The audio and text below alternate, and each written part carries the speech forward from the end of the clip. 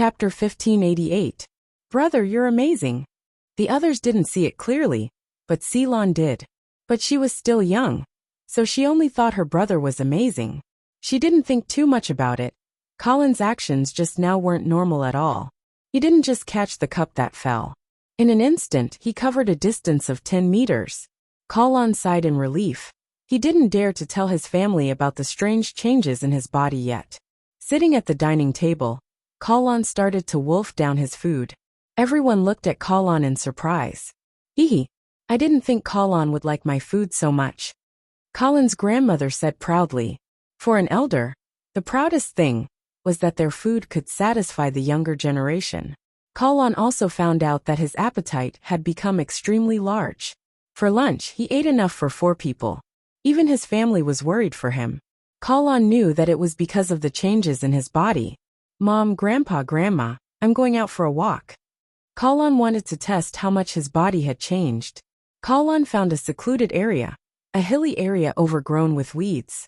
Colin held the stopwatch. The moment he pressed it, he rushed to the top of the mountain. However, after running for a few hundred meters, Colin stopped. His body couldn't take it anymore. But it only took him 3 seconds to cover 300 meters. Did he exchange his speed for endurance?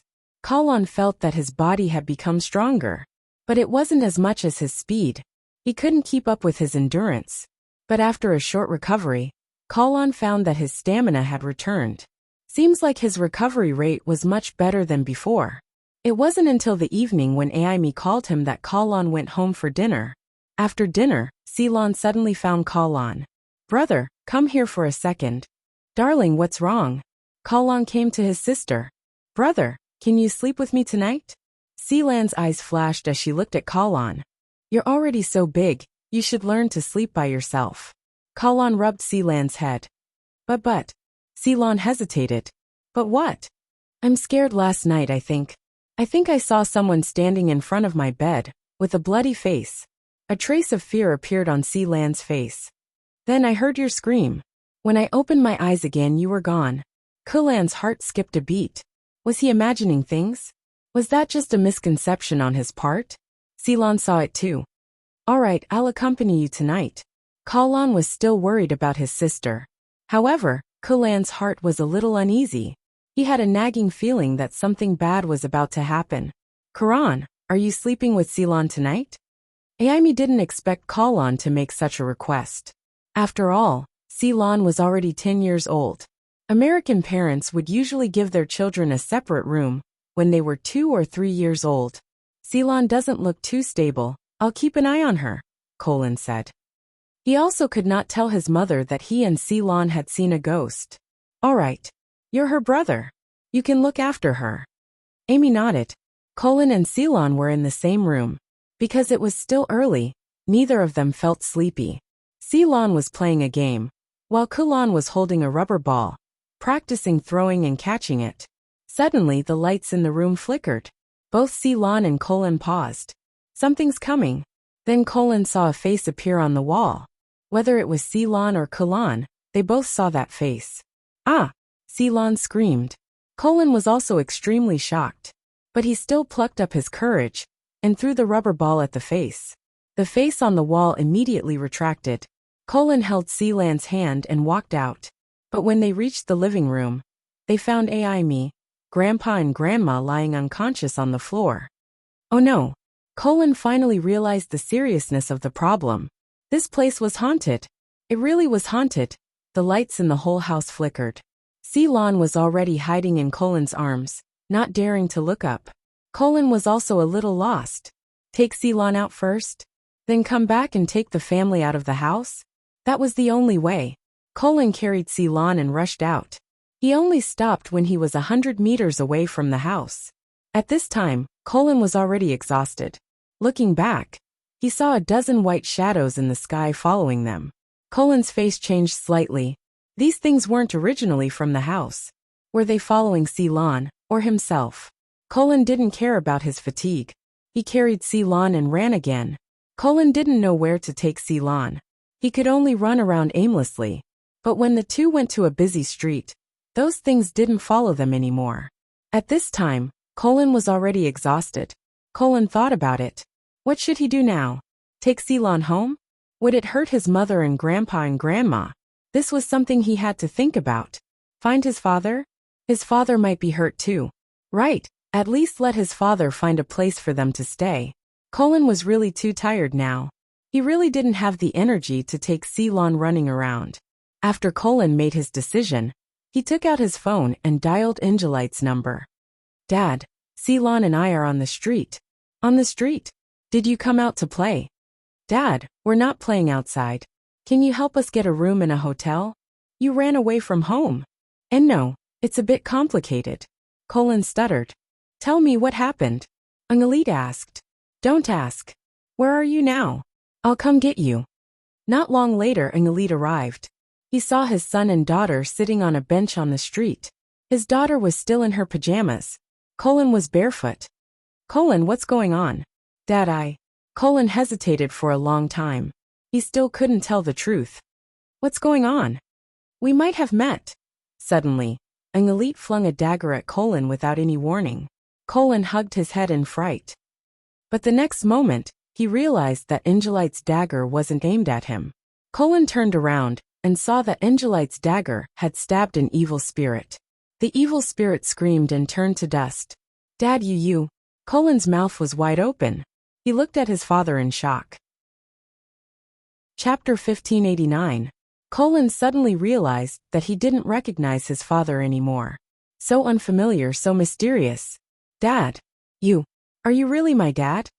Pa Angelite angrily stepped forward and slapped the back of Colin's head. What are you talking about?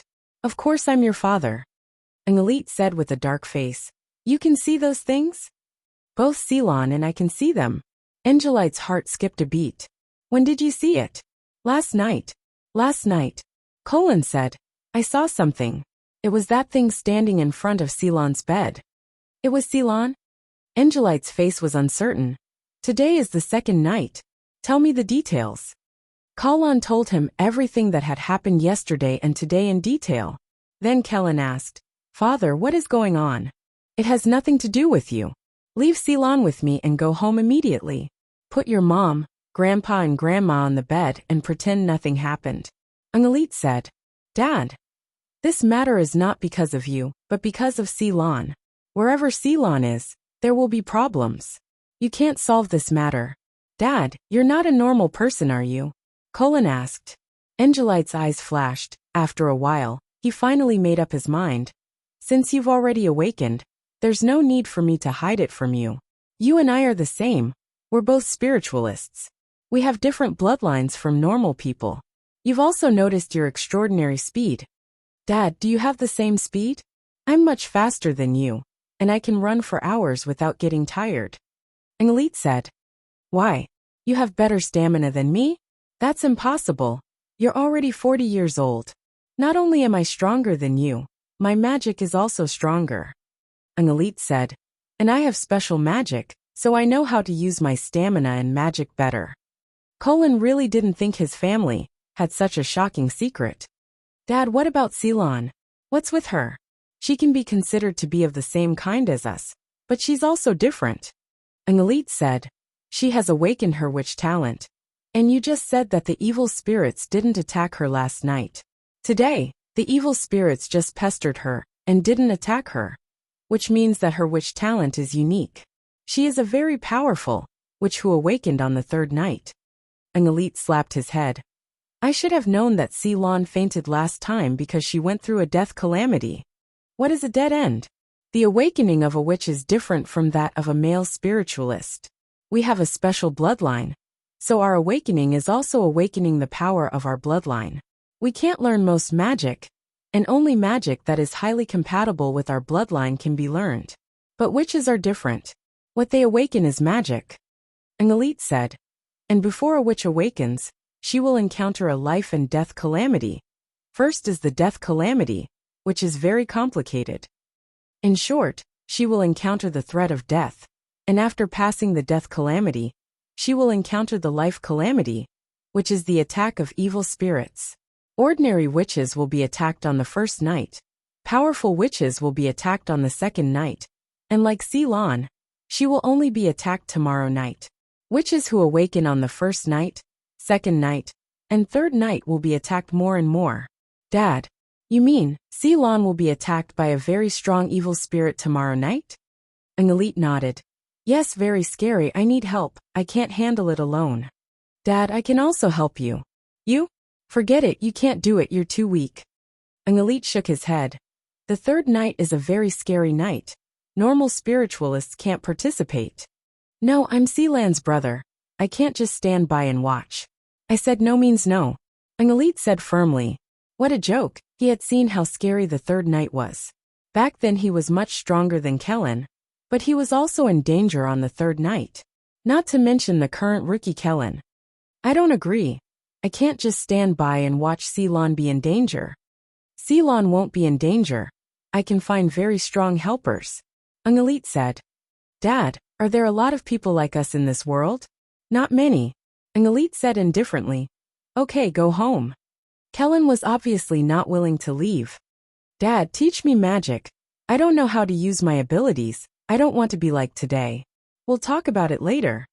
No matter what, Angelit did not want his son to get involved. Kellen was still not discouraged. He stubbornly stood where he was. Angelit glanced at Kellen and took out his phone. President, it's me. What? Is your daughter unconscious again? No, Angelit said. But my daughter's magic awakened. I need help on the third night. Okay, I understand. You're still in San Jose, right? President, call a few more people over, Angelit said. My son wants to participate too, so send someone to watch him. Can't you just watch him? Leave the rest to me. How can I do that? She's my daughter. I can't just stand by and watch. Angelit was a typical case of letting the officials do whatever they wanted, but not the people.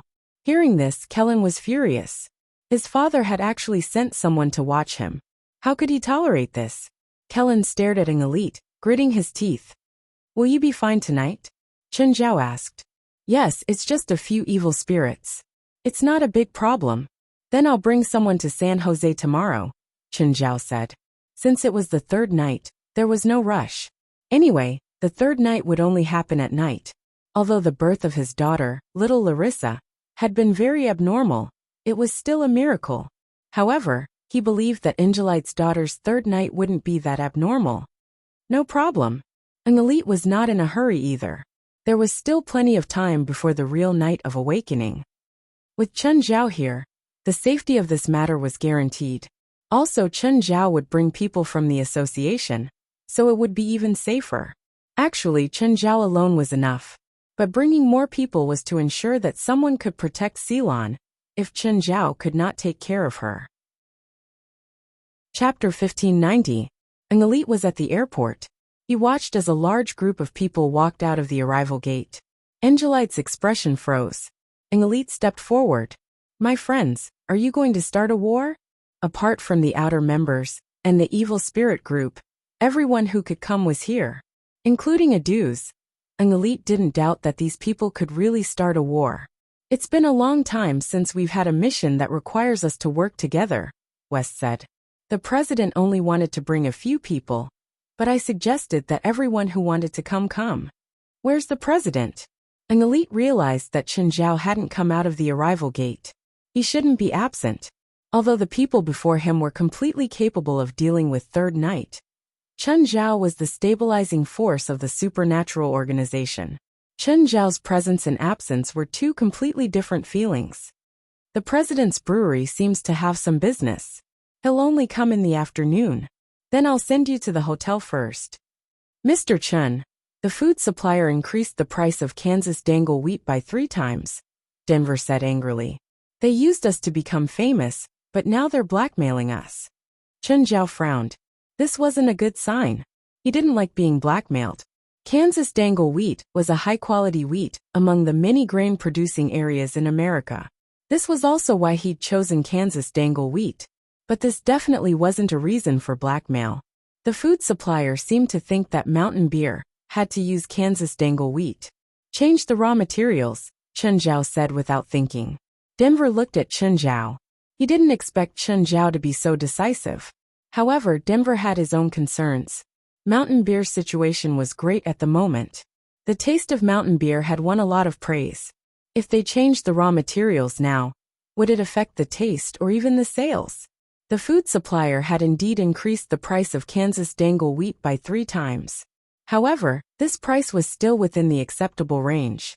After all, mountain beer's net profit was very high. As one of the raw materials, Kansas dangle wheat took up about 10% of the cost. Mr. Chun, will it affect the taste? Chun Zhao sneered. I won't. Just change the ingredients. Oh, make an announcement that there's a problem with the original ingredients, so mountain beer will be changing them. Chun Zhao always took his revenge without delay. The food supplier took advantage of Dashan beer's misfortune. Of course, Chun Zhao wouldn't take it lying down. If the Kansas dangle wheat was irreplaceable, in that case, Chun Zhao could only grit his teeth and swallow it. But now Chun Zhao had the initiative. The other party actually made such an unreasonable request. In that case, he had to be prepared for Dashan beer's counterattack. As for how many people Chun Zhao's announcement would screw over, it had nothing to do with him. Right now, Chun Zhao was truly a capitalist. The first requirement for a capitalist was to be ruthless. As for the farmers in Dangle, Kansas, they could only blame it on the seller. Of course, they were not completely free of responsibility. The farmers might have their own ideas about the price increase this time. Think about it, the price of the grain supplier will increase by 3 times. If it weren't for the lower-level individual farmers raising prices, would the grain suppliers have raised prices by so much? Originally, the raw ingredients took up 10% of the cost. Now that the price was tripled, it would take up 30% of the cost. How much would that reduce Chun Zhao's profit margin? No one would be willing to accept such an outcome. So Chun Zhao's idea was to take revenge on them first. This was to prevent such a thing from happening again. He would see if there were any other raw material suppliers who dared to raise prices. I know what to do. Denver nodded. Chun Zhao almost never interfered with the management of the brewery. This was something that Denver accepted and respected. So, Chun Zhao would occasionally mention it, and Denver was happy to listen to Chun Zhao's suggestions. Denver, I'm leaving now. I'll probably go out in the next 2 days. If you have any other questions, call me or find Alex. Alex was now Mountain Beer's highly paid legal consultant. Meanwhile, Alex was still recruiting a legal team. As Mountain Beer's brand value grew, more and more interests were involved. There would be more and more places that needed legal help.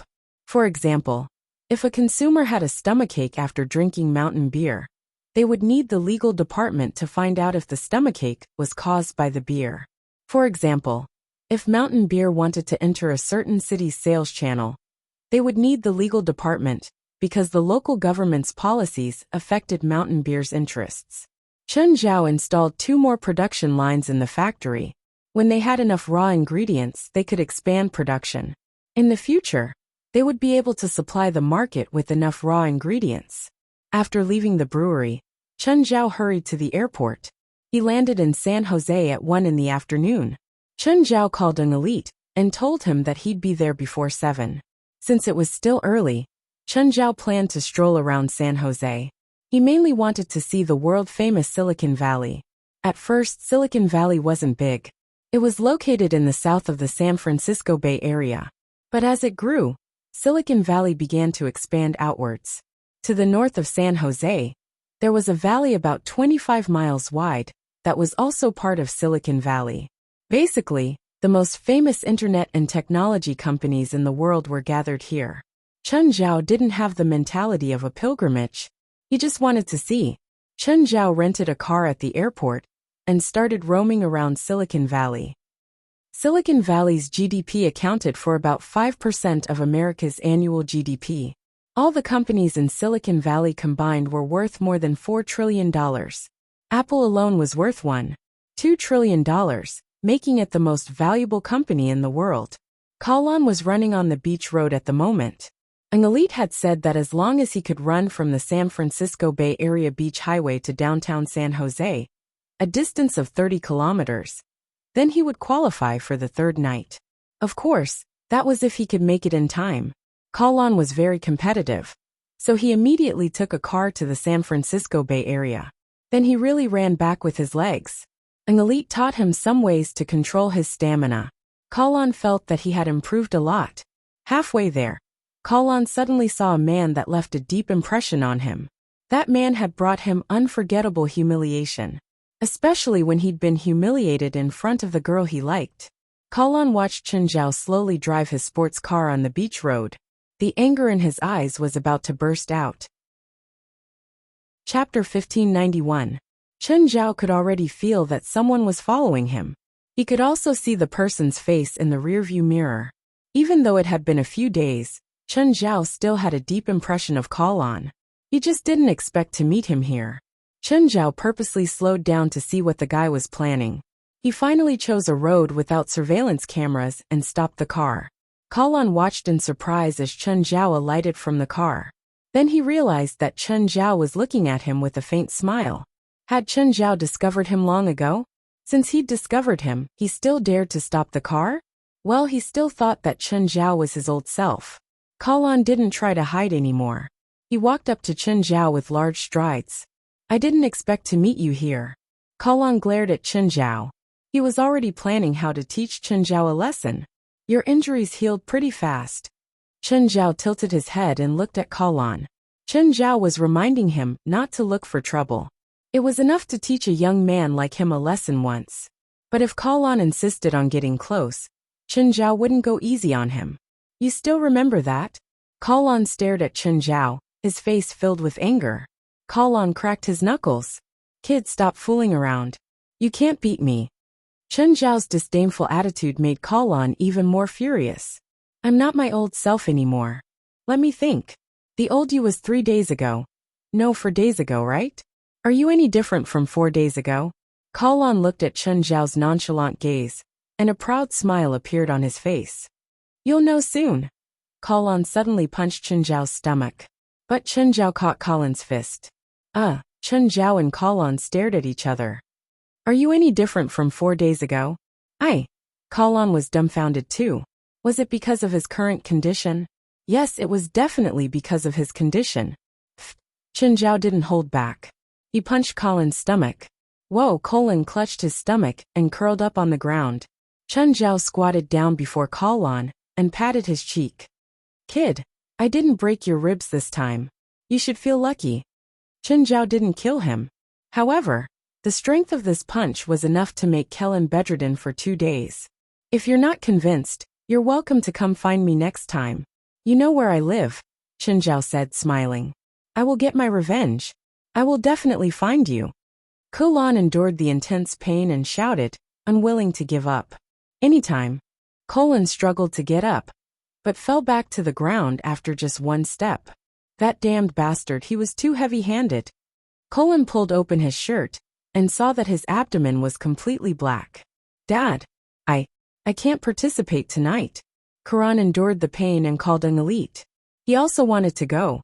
He also wanted to put in some effort to protect his sister. But putting aside his ability, he would only be a burden in his current state. Moreover, he really didn't want his father to know.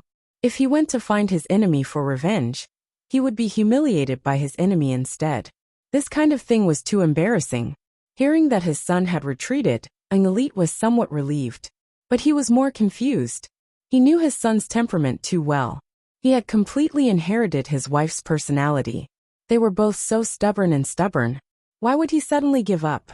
After hanging up, an elite was still a bit worried. Emo, come here. An elite, what are you doing? Ever since Moore had caused an elite to lose an arm because of his mistake. He also heard that an elite almost caused a family revolt because of him. Moore's guilt toward an elite had reached its peak. Do me a favor, and I'll let this go. Tell me, Moore said, patting his chest. Even if you want me to slay a dragon, I won't even frown. An elite rolled his eyes. Even if you wanted to slay a dragon, there had to be a dragon for you to slay.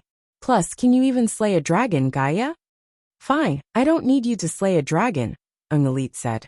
Just do one simple thing. Go to my wife's house and watch over my son. What? What's wrong with your son? Are you father and son not on good terms? Is there a grudge between the two of you? Did you mistreat him when he was young, and then he took revenge on you when he grew up? Emoer was already imagining all kinds of weird stories and pictures in his head. A melodramatic script of a father and son killing each other. You're thinking too much. My son just awakened his bloodline. I'm afraid he'll do something stupid. But I'm more needed here. Moore really didn't want to be a nanny. It was more interesting to stay here and fight. The president is already in San Jose. What's the difference if you're here or not? Also, if the president attacks, do you think you'll have a chance? The president isn't that bored. There's no need for him to attack just for the third night. Of course, an elite knew that for the supernatural organization, the third night was a battle for them to train. Chen Zhao had also said that he'd protect Ceylon, and the others could fight however they wanted. But an elite was afraid that his son would recklessly come and join in. The third night might not be dangerous for them. However, he clearly remembered how dangerous Norma's third night had been. And his son was still a newbie, awakened less than 2 days ago. Even an ordinary evil spirit could hurt him, unless he stayed by the president's side and had the president protect him. But the president had to protect Ceylon. If Kalon didn't listen and joined in, it'd be dangerous. That was why an elite wanted Moore to watch over Kalon. Moore really didn't want to be a nanny, but he didn't have the right to reject Angelite's request. Speaking of which, his daughter's awakening was more or less related to him. Depressed, Moore said, "Fine, I'll go. I'll go to your wife's house. What should I say? Just say that a junior of mine has just arrived in San Jose and doesn't have a place to stay, so he's staying there for a night." Fine. Moore could only agree reluctantly. My son's ability is the same as mine. We've both awakened speed abilities. His ability level is very low right now. You can easily subdue him. Chapter 1592. Knock knock. The door opened. Amy's mother opened it. She saw a young man standing in front of the door. "Who are you looking for?" "Hi, Grandma. My dad is Uncle Angelite's friend. I just arrived in San Jose and don't have a place to stay. So Uncle Elite asked me to stay here for a day. Is that okay?" Moore was carrying a backpack. His innocent face was very deceiving. Of course.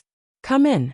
Amy's mother had some complaints about an elite, but she wouldn't take it out on someone who was still here. "Thank you, Grandma."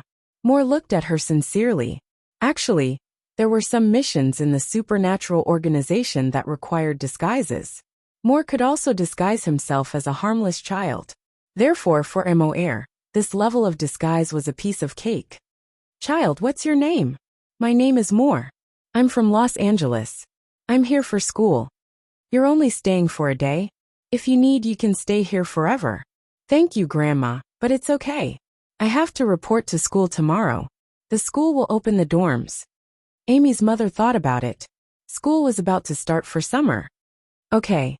If you need anything, you can come here anytime." "You're coming alone?" "I asked for it. I'm an adult now." Just then, Amy's father walked in. Amy's mother then introduced Moore to her husband. Both husband and wife were getting on in years, and they were very concerned about Mo. Kalon heard some noise outside. He pulled back the blanket and looked at the door. He saw a strange young man standing at the door. The strange young man was looking at him with a strange smile.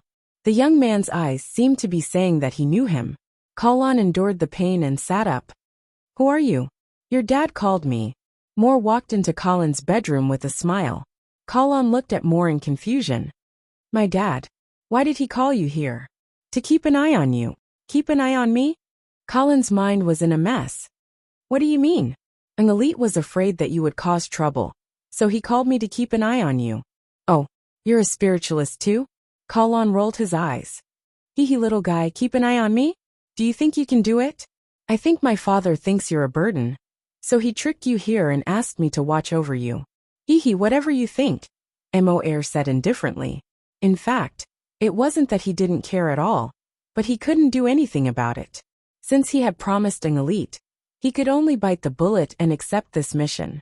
As for what Kalon had said, that he was a burden, Moore snorted disdainfully. Moore sat on the swivel chair in front of the desk. Kellen looked at Moore and said provocatively, "Did I poke a sore spot? In fact, you know in your heart that you're a burden. You don't understand. You don't understand an elite. You don't understand me, and you don't understand our abilities. If I want to leave now, can you stop me?" Moore glanced at Colin. "You can try. Colin stood up, but as soon as he did so, the pain in his abdomen began to twist. If I release my full speed, can you catch up to me? Emoer took out a dagger and said, if you dare step out of the room, believe it or not, I will die in front of you. Colin was stunned. What did you just say? Are you mistaken? No, I'm serious. Emoer looked at Colin seriously. Then, more suddenly punched himself in the chest. Pucci blood spurted out. Colin was shocked. What are you doing? Stop right now. You're crazy, you lunatic. Moore pulled out his dagger with a smile. Colin looked at Chen Zhao in shock. This is your ability? Sort of. Do you want to know what my ability is? Since it was Moore's power, Colin thought. That meant he wasn't injured. Colin nodded. Yes. Tell your grandfather and grandmother that you're taking me out to play. We'll find a place with no one around. After Colin informed his grandparents, he brought Moore out of the house. Colin took Moore to the place where he had practiced his abilities the day before. Let me see your ability, Colin said impatiently. Moore looked at Colin. I'm standing before you. That means my ability. What do you mean? Suddenly Moore self-destructed. For a moment Colin's vision was a bloody mess. Kellen's mouth was agape as he stared at the horrifying scene in front of him. Dead. How could this be? What had happened? How could he explain this to his grandparents? How could he explain this to his father? Just as Colin was at a loss, a voice sounded. How is it? Are you scared? Colin turned his head and realized that Moore had been standing behind him for some time. You. Then. What's going on? Doppelganger spell. That was my doppelganger, Moore said nonchalantly. Just then another Moore appeared. Colin's face was filled with shock. Amazing. Are you sure it's not a twin? To Colin, his ability was amazing, but at least it wasn't completely unacceptable. But Moore could create a doppelganger that looked exactly the same. This was unbelievable. Colin hadn't come into contact with magic yet. He hadn't experienced the charm and mystery of magic. To him, any kind of magic could amaze and shock him. Bang! Moore's doppelganger exploded again.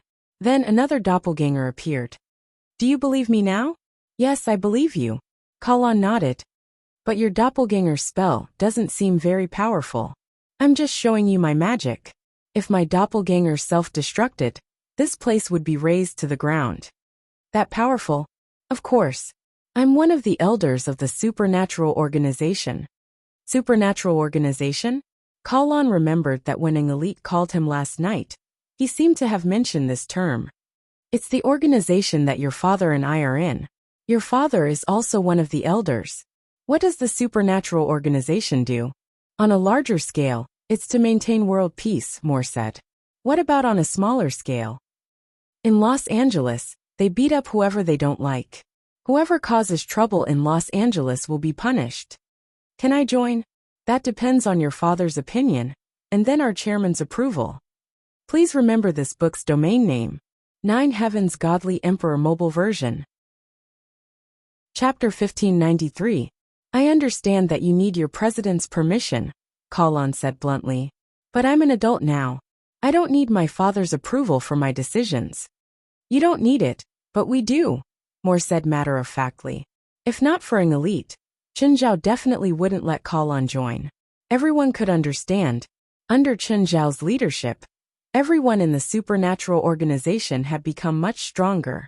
Moreover, the resources and treatment in the association were much better than before. But every mission still had a certain amount of danger. Even Chen Zhao couldn't guarantee everyone's safety. For example, the underground exploration had been in danger because of this. If Chen Zhao hadn't arrived in time, the consequences would have been unimaginable. Of course, no one in the supernatural organization could shake Chen Zhao's authority. Moore still remembered how their lives had been before Chen Zhao became their president. Their monthly salary was enough to fill their stomachs. Their headquarters had been converted from a second-floor warehouse in that abandoned neighborhood. Moore had even worked part-time as a street thug. He even had to calculate if there was too much magic phosphorus. After Chen Zhao arrived, the first thing he did was kill the parasite Worcester. Then their good days came. Unknowingly, their strength had also increased to an unbelievable level. It was power that they had to look up to in the past. Chen Zhao might not have managed the organization, but to everyone in the association, Chen Zhao was the undisputed leader. What if I surpass my dad? Moore looked at Kalon in surprise. An elite is many times stronger than you. If he can do it, so can I, Kalon said decisively. Let's not talk about whether you can do it or not. Even if you're stronger than an elite, the president won't agree. Then I'll defeat your president. Whoosh! Moore's opinion of Kalon was that ignorance was bliss. You don't understand how strong our president is.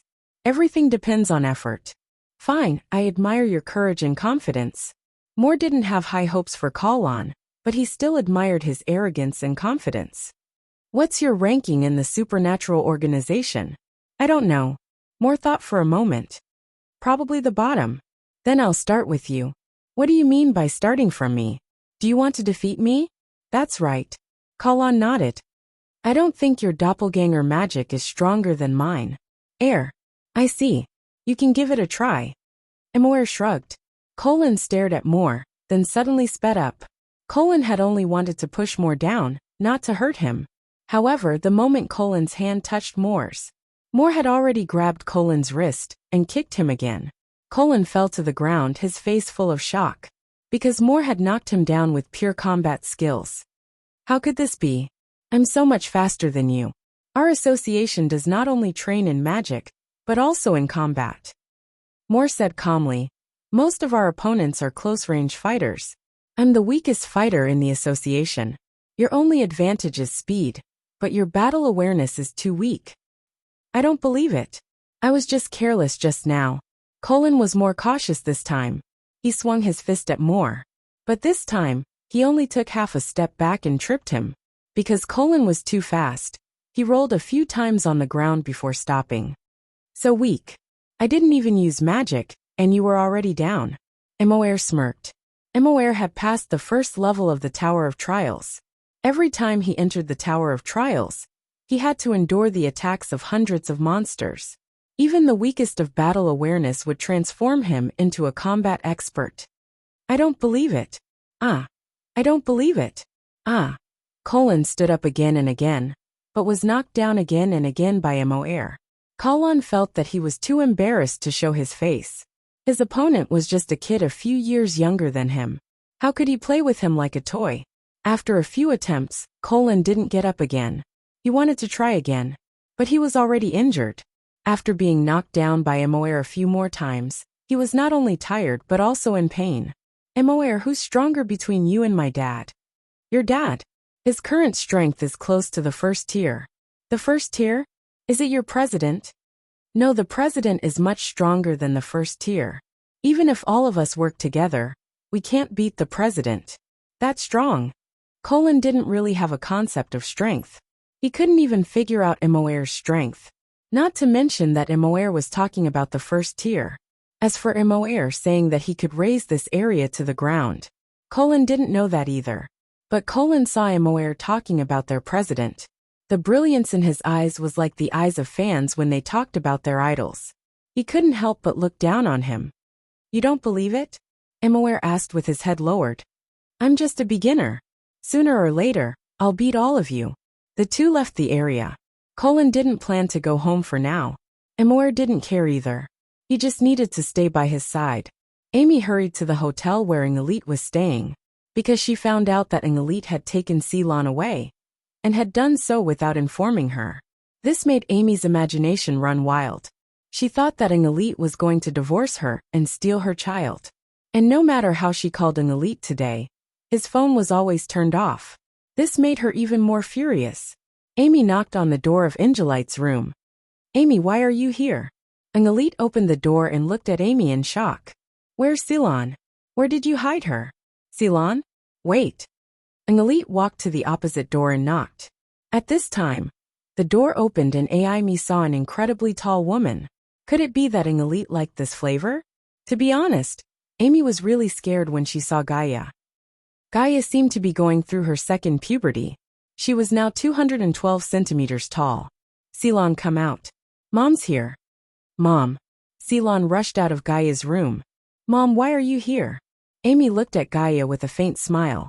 An elite, aren't you going to introduce me? Chapter 1594. Hello, I'm Gaia. I'm Angelite's colleague. Colleague? Aimi was still doubtful. Are you here for a holiday? To be precise, everyone from our company is here, Gaia said. Our company booked the entire hotel. The hotel wasn't big, and it only cost a few $100,000 to book it for a day.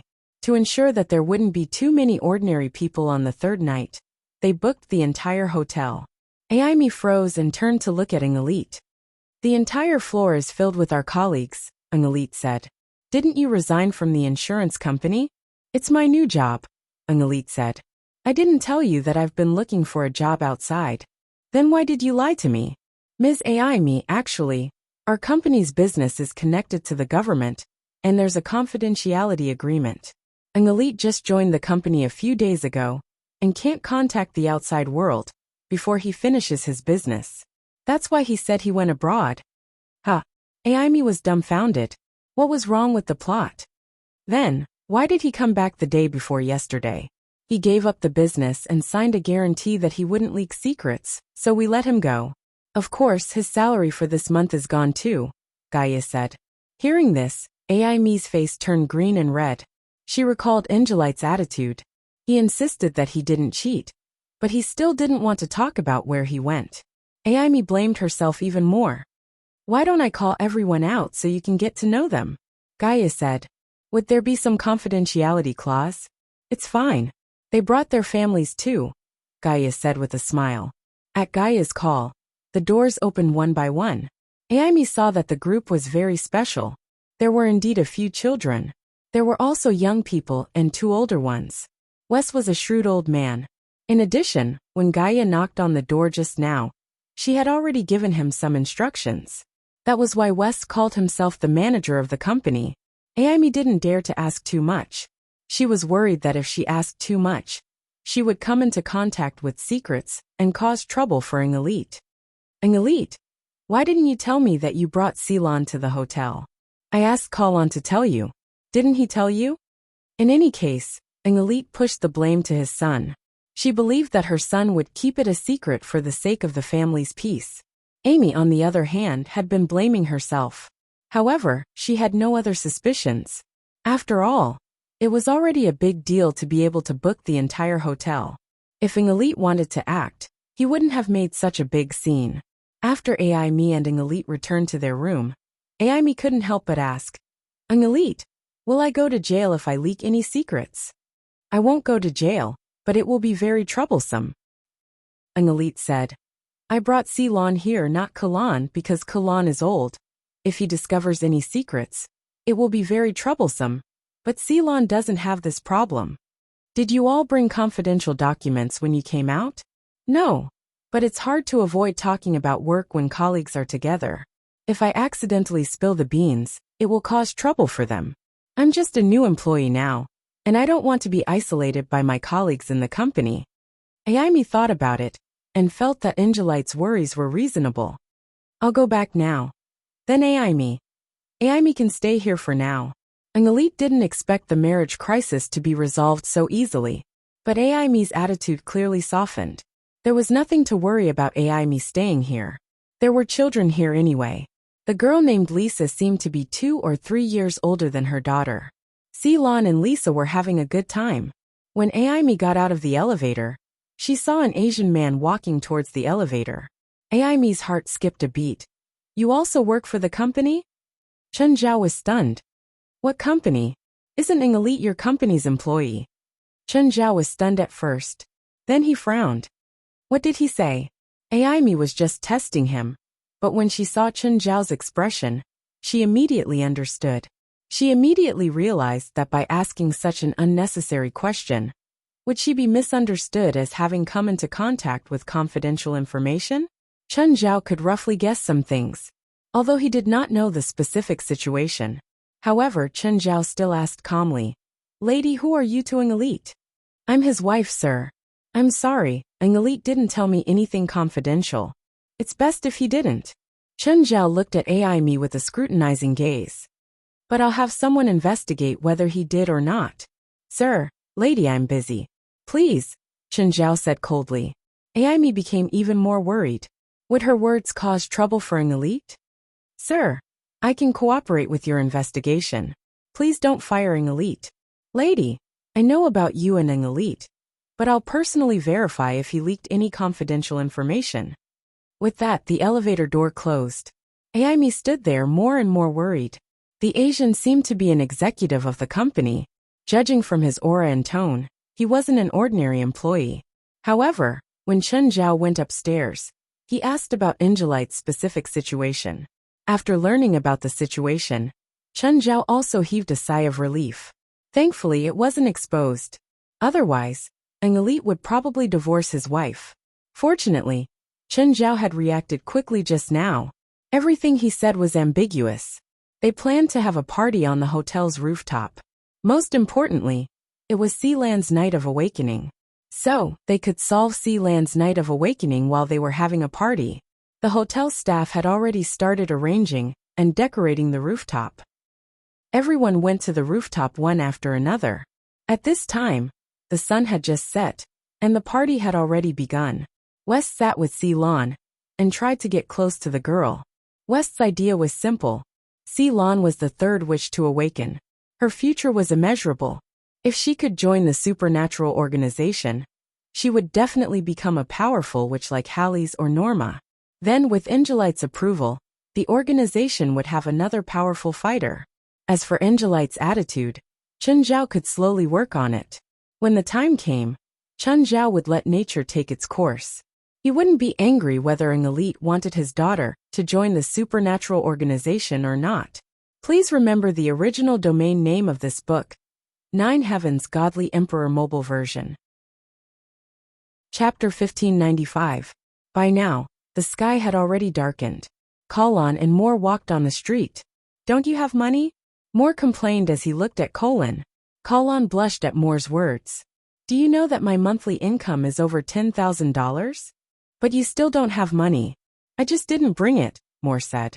It's a bit cold. Colin suddenly shivered. Just then, Moore stopped and looked into the distance. What's wrong? Colin looked at Moore, who had stopped. Just then, Colin saw a white shadow fly over their heads. That's the third night is coming, Moore said. Right now, all the evil spirits in San Jose were attracted there. Ah, the Night of Awakening? Nala Miri saw a few evil spirits fly over her head. Looks like it's coming from that direction. Nala Miri thought for a while and decided to go over to take a look. Of course, if it was within her power, she would also help him. Many awakened witches didn't have anyone to protect them. Sometimes they didn't even know that danger was approaching. Also, there were very few spiritualists in San Jose. You could count them on your fingers. If necessary, they would help each other. Helping a witch through the Night of Awakening could also add some liveliness to the spiritual world of San Jose. Just at this moment, a threatening chill spread over. Nala Miri shivered. She saw a huge ball of cold air moving at a slow speed not far away. Nala Miri's was shocked. Was that the frost evil spirit that wandered the coast? That was an evil spirit that had occupied the west coast of San Jose for decades. Many spiritualists had tried to eliminate it, but they all failed. They even hired spiritualists from other places, but to no avail.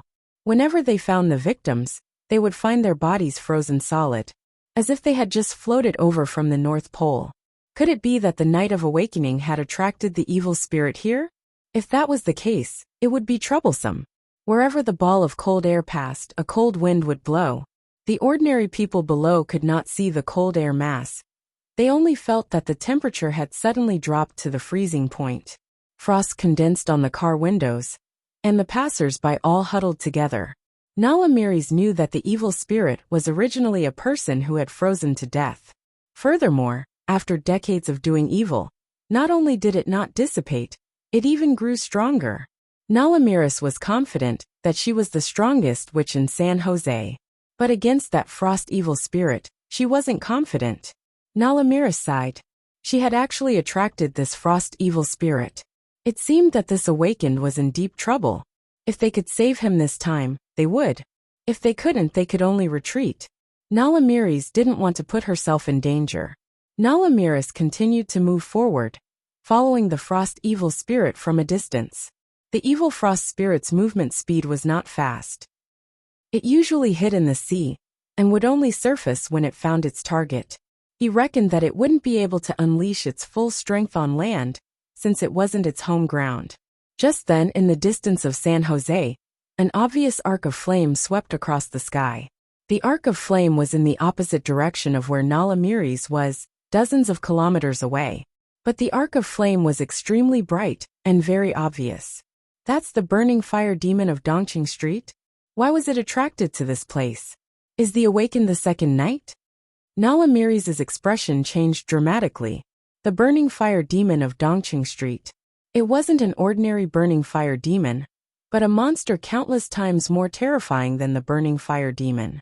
15 years ago, a fire engulfed the hospital in Dongqing Street. After that, the hospital became the breeding ground of the monster. Dozens of burning fire evil spirits born from the flames attacked and devoured each other. In the end, they formed the burning fire demon. The demon of scorching fire had actually left its lair. Nala Miri's expression was uncertain. Should she still go? If it was the second night of awakening, it was definitely not something she could handle. But Nala Miri's was a little curious. She had never seen the second night of awakening. This was also a rare opportunity. Maybe she could watch from afar. Just then, a car suddenly stopped by the side of the road. Two acquaintances got out of the car. One was a short fatty, and the other was a white-haired woman. The two of them were quite famous in San Jose as they were a couple. Of course, their fame wasn't in the spiritual world. There were only a few people in the spiritual world. Everyone saw each other all the time, and everyone knew each other. They were famous among ordinary people. Since the two of them had appeared on TV before, they were considered to be a pretty good couple in San Jose's spiritual world. Of course, they weren't scammers. They had real skills. Miri's, did you also go in that direction? The short fatty Oakfield asked. Yes. Did you also notice that the night of awakening was going in that direction? Nala Miri's nodded. We found the evil spirit nest, but just as we were about to eradicate the evil spirit nest, the evil spirits in the evil spirit nest seemed to be rioting.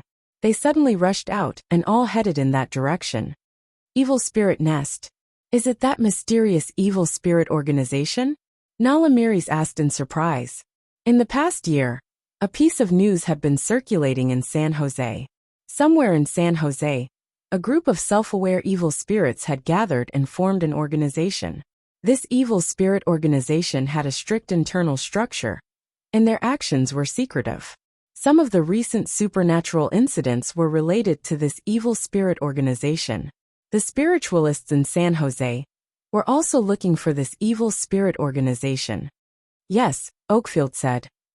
It seems to be affected by the night of awakening. Those evil spirits have become extremely crazy. Oakfield's wife, Chromia, had a serious expression. I just got a call from Sesame. She said that she found the souls of the evil beasts heading in that direction. What? Even the souls of the evil beasts were attracted by the night of awakening?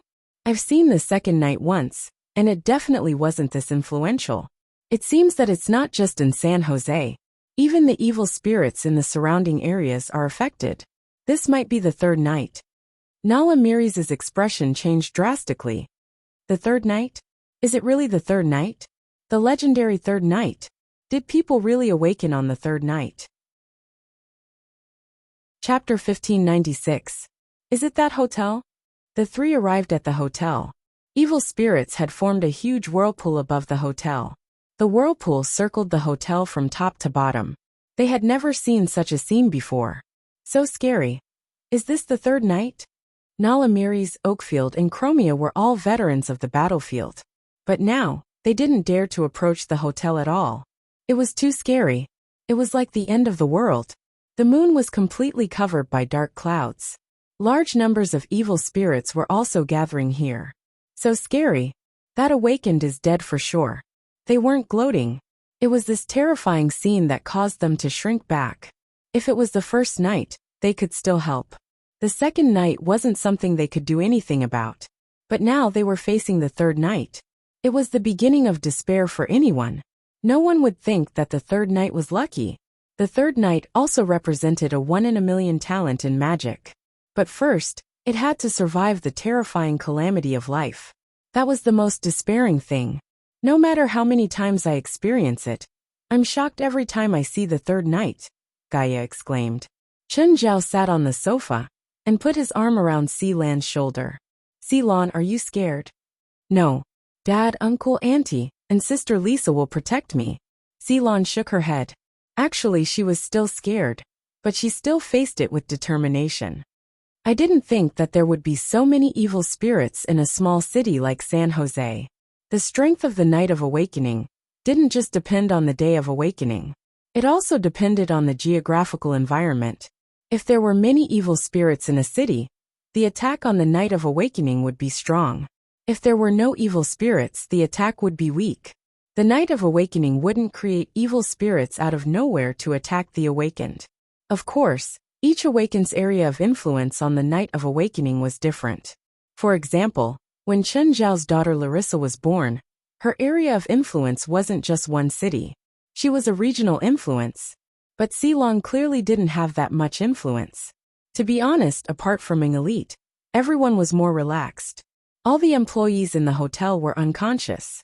Chen Zhao cast a large banshee's charm. He was mainly afraid that they would cause trouble, and he was also afraid that they would accidentally injure them on the third night. Originally, everyone wanted to go to the suburbs for the third night. However, the risk of the third night was even greater. Yingjili was mainly worried about this.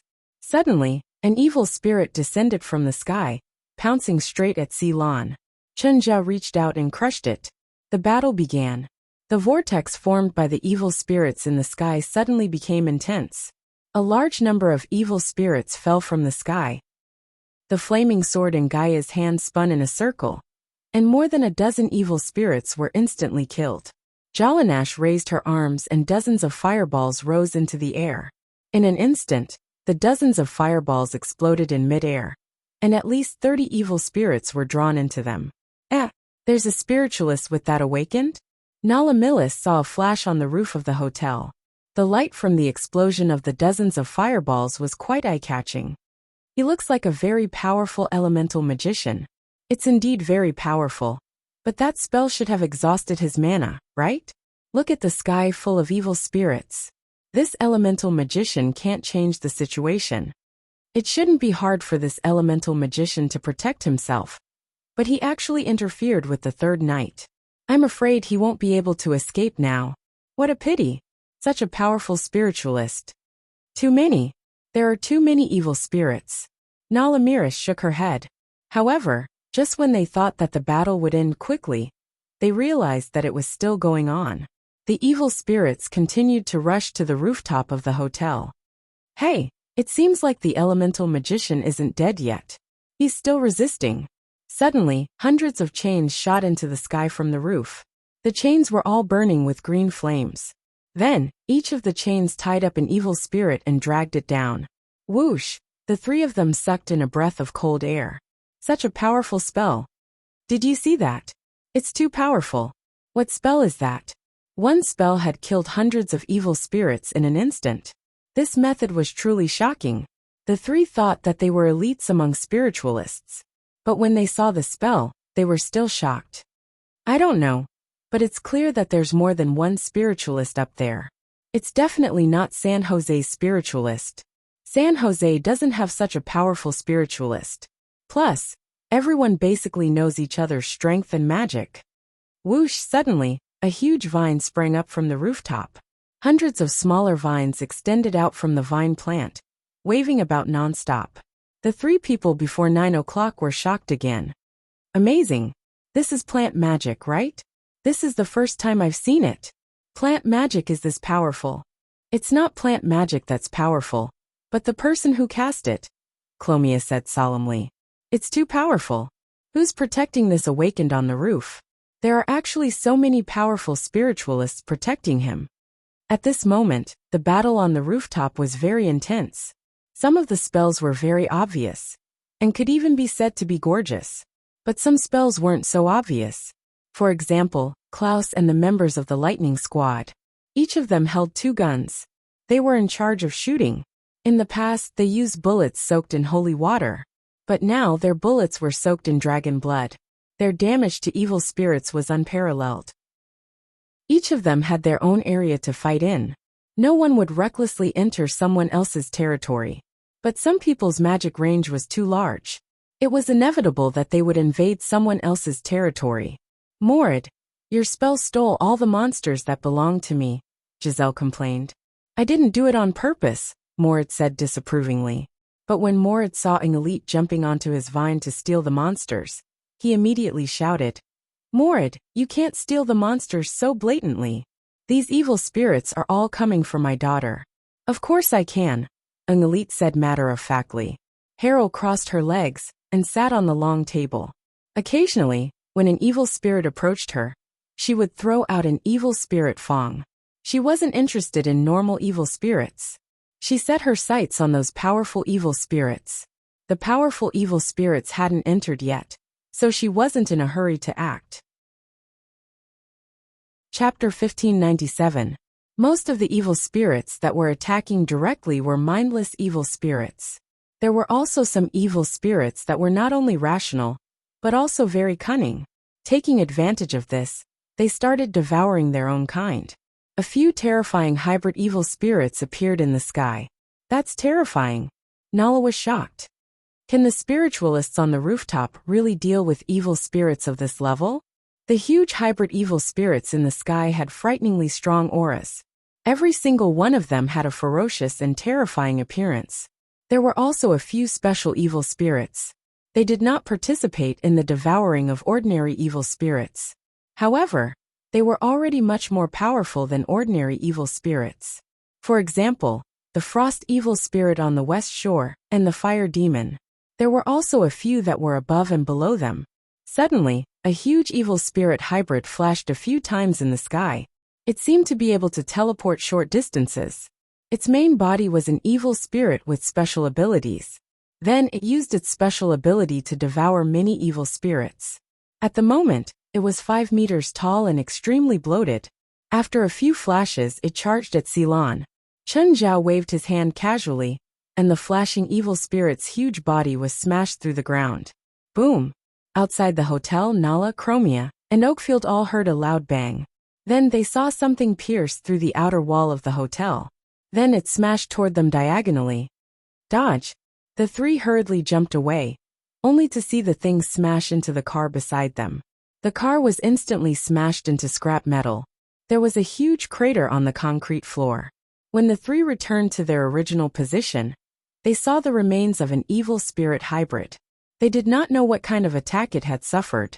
The shape of its body was almost unrecognizable. All that was left was a mass of filthy spirit mixed with evil aura. The filthy mass no longer had any aura. No matter what it used to be, it was already dead. But from the trajectory of its fall, it was easy to imagine how powerful the attack had been.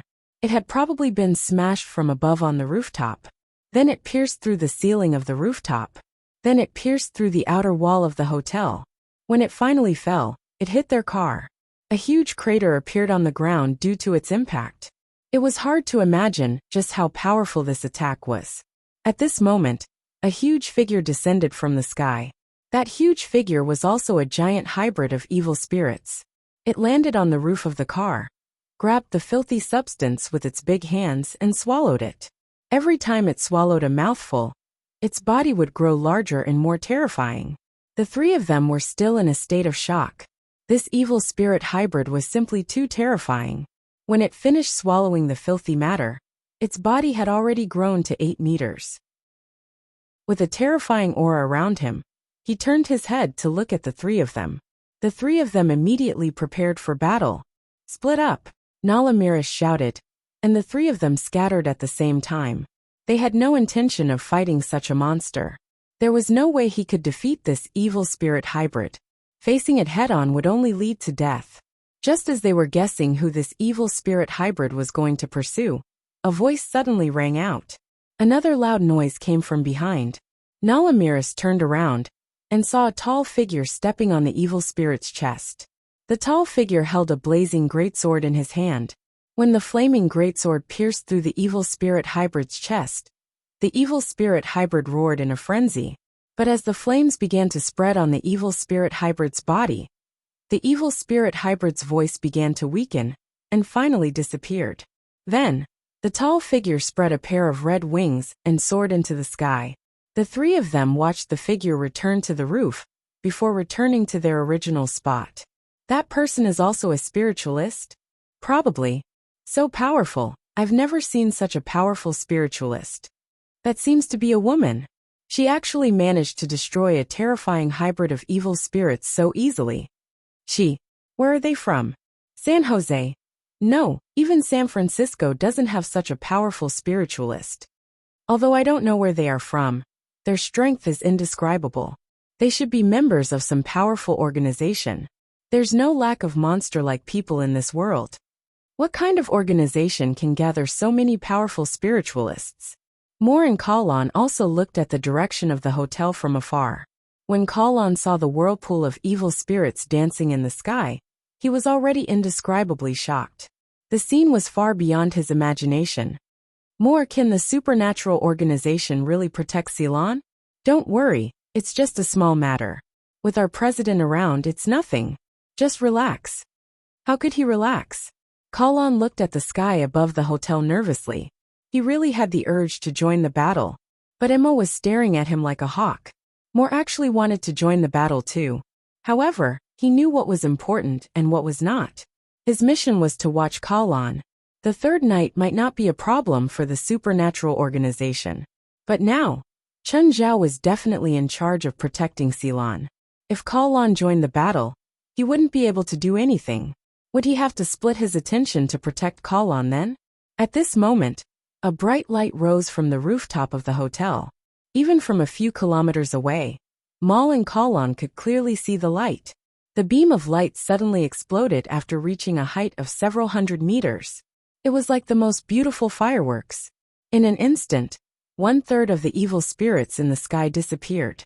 The whirlpool of evil spirits also became much thinner. So powerful. Colin's face was filled with shock. Is that magic? Why does it look like fireworks to me? That should be Jalanash's magic. She's best at group attack spells, Moore said.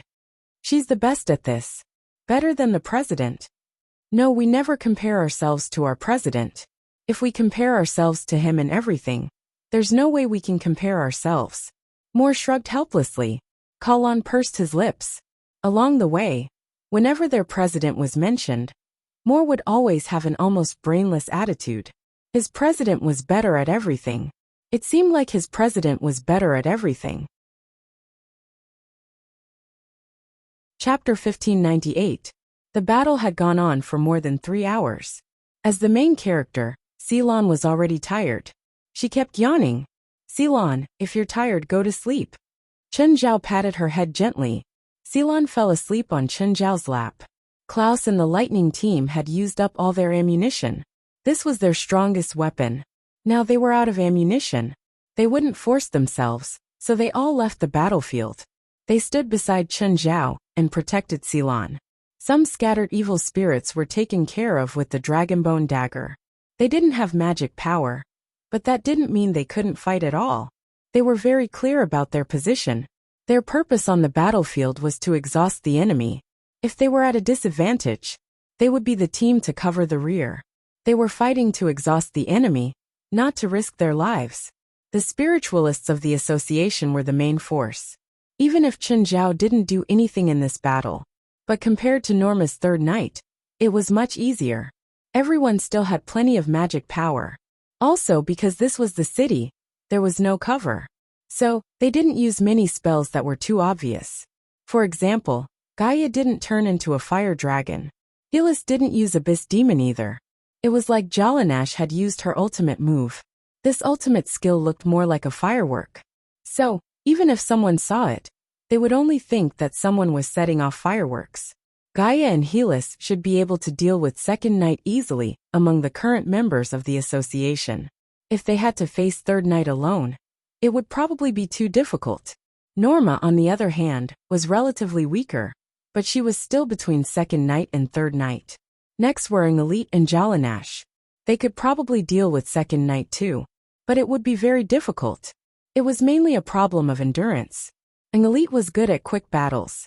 Jalanash was good at large-scale attacks. They couldn't keep fighting for too long. Then more and more people left the battlefield. Only Helis, Gaia, Norma, Angelit, and Mord were still fighting. Helis, Gaia, and Norma were still relatively relaxed. None of them had used their true trump cards, because their 3 ultimate moves were too eye-catching. So they were still holding back. Mord was about to run out of food and ammunition. Angelit was because it concerned his daughter. He didn't want to retreat at this time. Even if he retreated, it had nothing to do with the outcome of the battle. At this time, there were almost no ordinary evil spirits left in the sky. Ordinary evil spirits would either attack in advance and be destroyed. Otherwise, they would be devoured by their own kind. Only a dozen or so evil spirits, and a few powerful evil spirits were left. Gaia, Halis, and Norma stopped. Mord had already retreated. Gaia pulled Angelit back. Angelit, that's enough. Go back and rest. Leave the rest to Chun. Angelit actually wanted to hold on a little longer. However, in his current state, it was indeed very strenuous for him to deal with those powerful fellows. Gaia, Halis, and Norma didn't want to fight anymore. On one hand, it was a waste of time. On the other hand, he had to deal with those powerful evil spirits. In that case, he had no choice but to use his ultimate move. There was no need for them to expose too much here. It was better to let Chun Zhao clean up the mess. Chun Zhao gently lifted Ceylon's head and let her lean on Giselle's thigh. Chun Zhao walked forward. These spiritualists are really powerful, Nala said in surprise. It's the 3rd night, and they can actually last until now. This is the real dangerous moment. Chromie looked at the sky seriously. Why? Haven't most of the evil spirits been destroyed? Ordinary evil spirits have been destroyed or devoured. But the most powerful ones haven't done anything yet. There are also those evil spirit hybrids. They're still devouring each other, Chromie said. Chromia said. And after such a long battle, those spiritualists have probably used up most of their magic power. They're in danger. Are you saying that they'll lose? That's possible, Chromie said seriously. Suddenly, they saw a figure shoot into the sky. But because it was night time, they couldn't see it clearly. The figure touched an evil spirit hybrid. When the figure came into contact with a hybrid of evil spirits, then a second, a third, a fourth, it was too fast. The person didn't even use any dazzling magic. Even the 3 people in the hotel couldn't see the figure's movements clearly. The 3 people below the hotel couldn't even see the figure's movements clearly. Their mouths were wide open, disbelief written all over their faces. The battle ended in an extremely short amount of time. The 3 could only count silently. 1, 2, 3, 4. Every time a number was counted, a powerful evil spirit would be destroyed. It was too fast. Even when they faced ordinary evil spirits, it wasn't so easy. But the figure was unbelievably fast. After all, he wasn't facing ordinary evil spirits. Those evil spirits were all powerful ones that could fight 100 alone. The entire process took less than 20 seconds. The battle was over. The figure just floated above the hotel. At this time, there was nothing around him. There wasn't a single evil spirit. How did he do it? What magic did he use? Chromie shook her head. I don't understand at all. I didn't expect there to be such a powerful spiritualist among them. Since he fights at close range every time, he might be an enhancer. But he can fly in the air. Enhancers shouldn't be able to do that, right? I don't know. Every single one of them is terrifyingly powerful. Who knows how they did it? Chromie sighed. Seems like I was too naive in the past. I thought I was strong enough to deal with any situation. Now I know that there are so many powerful spiritualists in the world. Oakfield, I want to accept the Scarlet Church's mission. That might be our chance to break through. What do you think? We're husband and wife. Since you want to go, I naturally can't fall behind, Oakfield said. Count me in, Nala said. I want to go too. She was also stimulated quite a bit tonight. As a bystander, she saw how terrifying Night 3 was for the first time. However, other than witnessing how terrifying Third Night was, she had also witnessed something even more powerful. Someone so powerful that it made one's hair stand on end. Perhaps this was the real world. Although the strongest evil spirits had been destroyed, Night 3 wasn't over yet. However, The third night was not over yet. There were still sporadic evil spirits attacking, but the strength of the evil spirits now was probably comparable to night 1. There was no threat at all. Please remember this book's domain name. 9 Heavens Godly Emperor Mobile Version. Chapter 1599. Although the third night hadn't truly ended yet. But the following battles were no longer a threat. The ones that came were all normal evil spirits. And very few of them. The party continued. To them, the occasional appearance of an evil spirit was also a form of entertainment. Until 1 in the morning, the third night finally ended. Nalamiris, Chromia and Oakfield didn't go up. Part of it was because they didn't know each other. Also, they didn't appear during the danger. Now they went to get to know them. What was going on? And they weren't even on the same level. They might not be interested in getting to know them. So after thinking about it, they decided to leave. Compared to their power and professionalism, the 3 of them were more paranormal enthusiasts. Not long after the 3 left, Mullen and Colin came. As the 2 were about to go upstairs, Angelit suddenly came down. Mullen, why did you bring him? Angelit looked at Mullen unhappily. Mullen shrugged. We were nearby. I saw that the third night was over. There's no more danger anyway. Colin, go back now, Angelit ordered. Why? Isn't it already over? Colin asked in a dissatisfied tone. What does it have to do with you? I want to see Ceylon. I'm her brother, can't I? Ceylon is safe. You don't need to worry, go home now. Why? Angelit didn't care about Colin's anger. He didn't want Colin to come into contact with the supernatural organization. More accurately, he didn't want Colin to join. There is no why, Angelit said with a cold and unquestionable tone.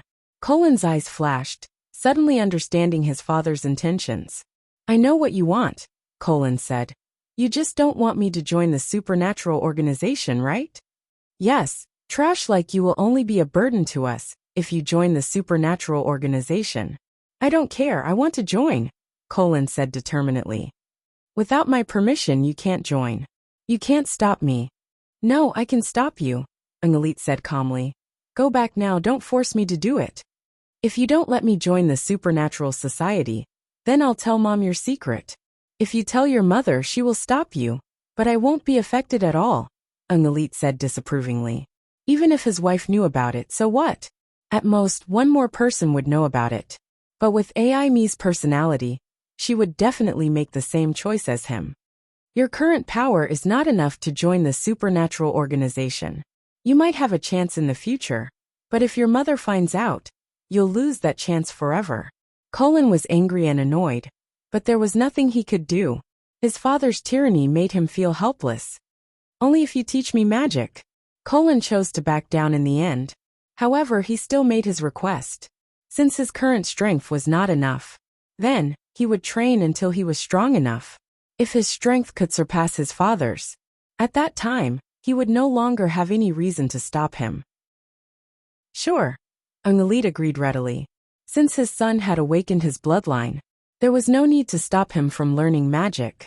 Moreover, it wasn't a bad thing for Kellen to become stronger and have the ability to protect himself. More, send him back. I've done what you asked me to do. Do you still want me to pretend? You didn't do what I asked you to do. You let him come here. Fine, fine. Moore's face was full of helplessness. Disappointed, Colin turned to leave. Wait. Angelit suddenly stopped the 2 of them. Colin's face lit up. Dad, did you change your mind? This is my magic book. Take it and read it. Colin was disappointed again. But with this magic book, he wasn't too disappointed. On the way back, Colin kept flipping through the magic book. Soon I'll surpass my dad. You're thinking too much. Angelite's super speed spell is very complicated. This is only basic meditation. More directly attacked Colin's confidence. Basic. Colin's face fell again. This is to increase your magic power, Moore said. With your current magic power, you probably can't last more than a few seconds if you go all out. You'll need at least half an hour to recover your magic power and stamina. So, you need more magic power to sustain your outburst. Fine. At night when they got home, Kellen was reprimanded by his grandparents because Colin brought Moore out to play for the entire night. In their eyes, Moore was a good kid. It was definitely Colin messing around. They didn't know. Actually, it was Moore and Colin messing around. Of course, they were also happy that Moll and Colin were able to enjoy themselves. But after everyone went to rest, Colin pulled Moore again. He wanted Moore to explain the contents of the magic book to him. It's about time to rest, Chen Zhao said. You guys should go rest too. The plane is at 10 tomorrow morning. Don't oversleep. Okay, we'll play a bit more and then go to sleep, Litgrove said. I really envy you young people's energy. Everyone was speechless. Young people? You sound like you're much older than us. Chen Zhao returned to his room early. Of course, he didn't go to sleep. Recently, he'd been too energetic. He only needed to sleep once every few days. But recently, he'd been studying elemental affinity and the world of consciousness. But without anyone to guide him, this path was too difficult. Even now, Chen Zhao still had no clue. Walk a path that no one else had. It was easy to say, but in reality, it was very difficult to do. Even Chen Zhao had to be careful. The effects of the Green Robe Manual could not be said to be non-existent, but the effects were already greatly reduced. Chen Zhao felt that if he relied on the Qingyi Manual, he'd need 1,000 years to break through. It didn't feel good. Chen Zhao felt that he had to create a method suitable for cultivating immortal power. However, creating his own cultivation method was even more difficult for Chen Zhao. Chen Zhao mainly cultivated Taoist methods. If he wanted to create a method, it had to be close to Taoism. But his understanding of Taoism was probably not as good as Fei Lai's. Creating his own cultivation method was as difficult as ascending to the heavens. Chapter 1600. Moore, are you leaving today? Colin didn't want him to leave. They'd only spent a day together, but Colin had learned a lot from Moore. No choice, Moore said helplessly. I've already booked the ticket. When are you going back to LA? My dad won't let me take the same flight as you guys. An elite used an extremely tough attitude to guard against Colin, preventing him from coming into contact with the supernatural organization. Moore said goodbye to Colin's grandparents and his mother. Moore, you're here. Wes greeted Moore, who'd just arrived. In the departure lounge, everyone gathered in twos and threes. Only Chen Zhao sat on a chair. There was no one within 3 or 4 meters of him. Moore wanted to go up and greet Chen Zhao, but when he got close, he felt an unbearable pressure.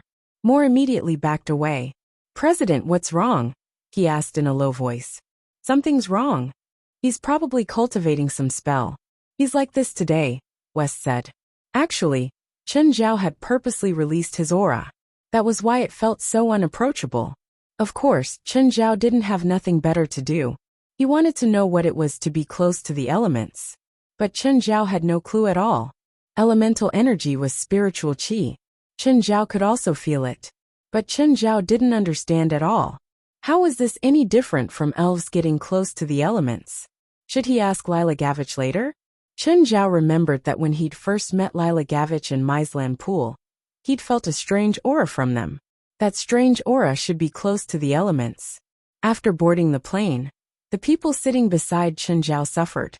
For more than an hour, they had to endure the pressure from Chen Zhao's body. More importantly, they weren't acquaintances. They were just passengers on the same flight. After getting off the plane, Wes came to Chen Zhao's side. President, you must be tired. Why don't you rest at home for a few days? What a joke. If Chen Zhao emitted pressure all over like this, he'd be in a mess wherever he went. He'd better go back and harm his wife and children. Okay, I won't go to the headquarters. Chen Zhao drove back. But when he reached his house, he retracted his aura. Fei Lai was running on the beach. Fei Lai's body was getting better and better.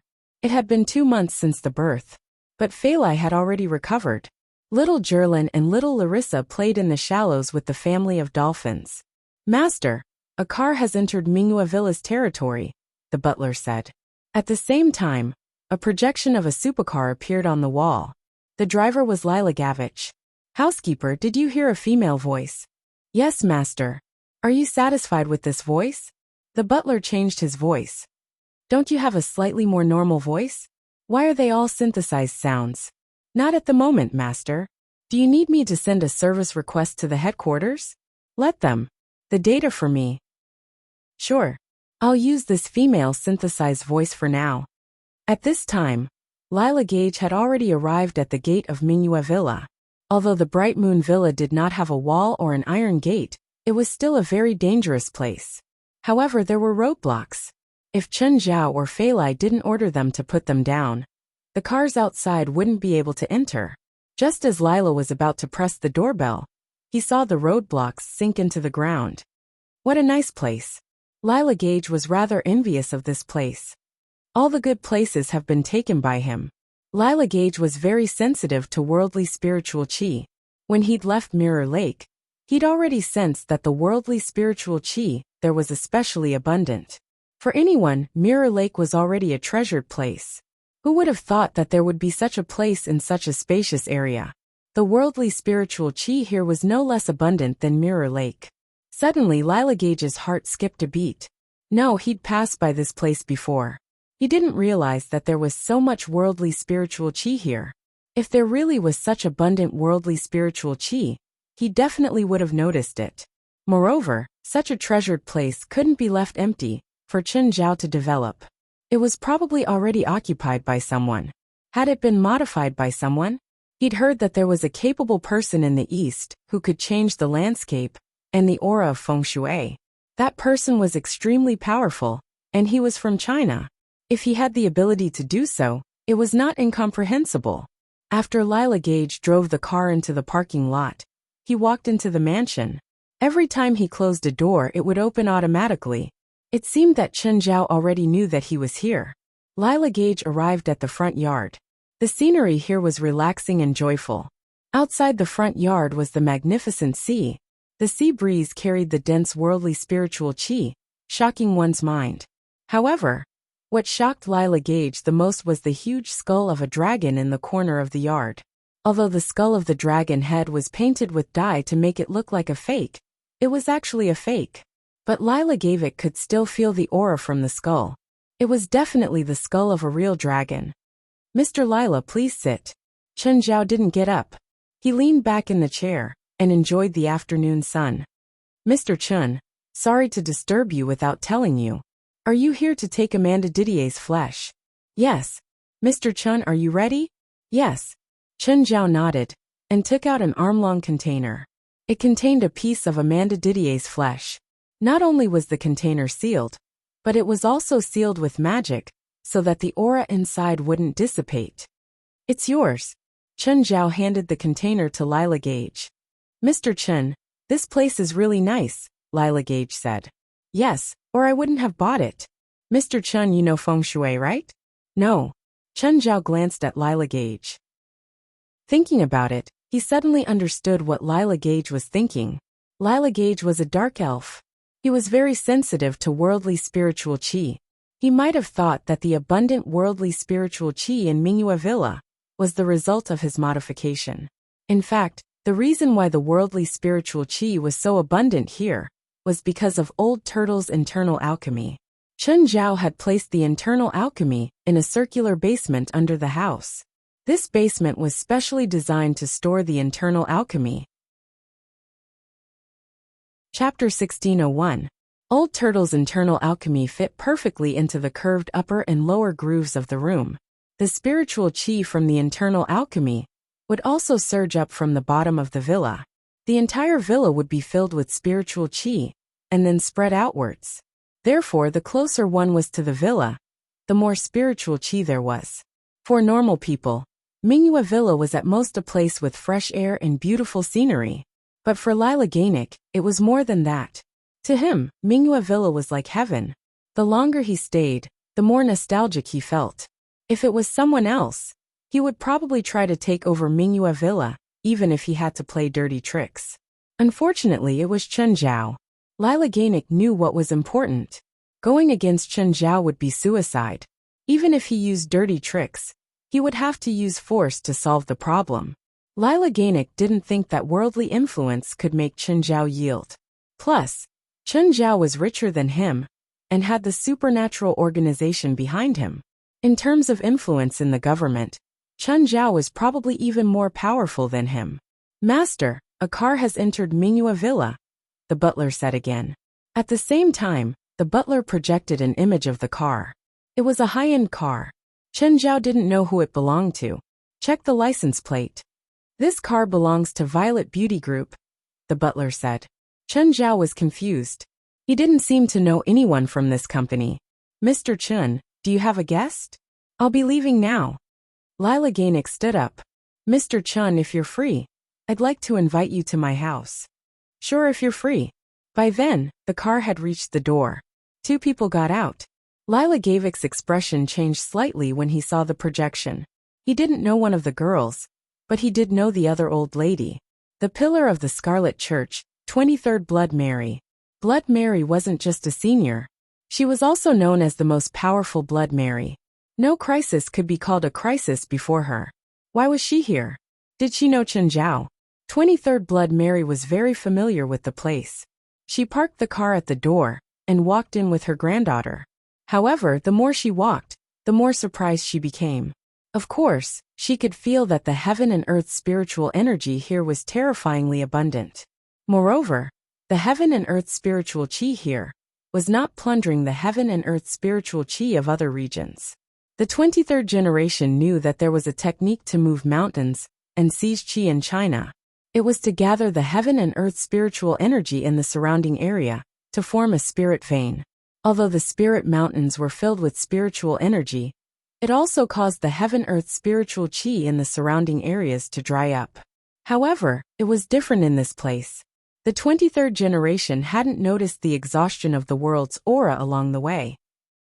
However, the closer they got to the Bright Moon Villa, the more they felt the vast spiritual energy of heaven and earth.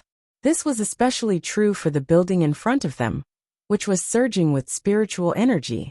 Could there be a natural spiritual vein here? Mana Bloody Mary, who was standing behind 23rd Gen, looked unhappy. The 23rd generation brought his granddaughter to the front yard. Elf. 23rd glanced at R.A. Gavich first. It seemed that she had dealt with elves before, and knew who Lila Gavich was at first glance. Elves? He's an elf. Mana pointed at Lila Gavich in surprise. Lila Gavich didn't look like an elf at all. Be it in movies or games, elves were synonymous with elegance, handsomeness, and quick-wittedness. However, Lila Gavich had stubble all over his face and body. He was also smoking a cigar. He didn't look like an elf at all. Lila Gavich felt hurt. He was actually doubted by a little girl. However, he was experienced and had a steady and determined personality. Seeing that the girl was walking with Blood Mary, Lila Gavich was probably her junior. Lila Gavich wouldn't argue with her because of a little girl's offense. Mr. Chen, please forgive me for visiting without notice. The 23rd generation turned to look at Chen Zhao. Mr. 23rd, what can I do for you? Chen Zhao's attitude was still respectful. Chen Zhao didn't like or dislike the 23rd generation. She was just taking advantage of her seniority. However, she did have the right. Of course, the premise was that they wouldn't have a conflict. If they did, or if there was a conflict of interest, Chen Zhao didn't care if they became enemies. Mr. Chen, I want to make a deal with you. Go ahead. Please accept my granddaughter as your student, the 23rd generation said. What do I get in return? Chen Zhao asked. Hearing Chen Zhao's words, Lila Gavich couldn't believe it. Chen Zhao was actually asking for benefits from the 23rd generation. If it were him, he would be willing to accept this mission without any benefits. However, Lila Gavich knew his own limits. He knew that he didn't have the ability. The 23rd generation had come personally to beg Chen Zhao to accept his granddaughter as his student. Mr. Chen, do you know ancient Greek? The 23rd generation had a faint smile. Chen Zhao's face darkened. This old woman was indeed cunning. Of course, she was scheming against him after the spar. Chen Zhao had taken the magic scroll into consideration, that he didn't know ancient Greek. Even if he won the scroll, he wouldn't be able to understand the words. Now he could use this to threaten him. Grandma, I don't need to be his student. He doesn't look as good as Mom. Mana was unhappy. Shut up. The 23rd generation scolded. His granddaughter was talented, but her horizons were too low. If she could live for another 20 years, she might be able to continue her previous path under her guidance. Perhaps the Scarlet Church could prosper in her hands. but she would definitely die in the next 3 years. So, she had to arrange the future of the Scarlet Church as soon as possible. When she'd issued the 98 missions, she'd hoped to form a good relationship with the spiritual world. Her granddaughter also needed someone to guide her. Without a doubt, Chen Zhao was the best choice. Chen Zhao shook his head. I'm still losing out. If she becomes my student, I'll have to worry about her for the rest of her life. But you're only paying with one spell. Plus, I don't really need you to translate ancient Greek. If I really do, I can pay some price and summon an ancient soul from hell who understands ancient Greek. So, you don't have enough bargaining power. The 23rd generation's heart sank. She knew that for someone like Chen Zhao, if he said this, he would probably be able to do it. It sounded unbelievable, but the 23rd generation believed it. This also meant that her bargaining power was worthless. Chapter 1602. This made her feel awkward. She'd brought her granddaughter here confidently. She believed that Chen Zhao would be willing to make the deal. But she'd overestimated her bargaining chip. Grandma, let's go. I don't need him to be my teacher. But she didn't want to give up like this. She knew Chen Zhao much better than her granddaughter. She knew how powerful Chen Zhao was. The most important thing was Chen Zhao's age.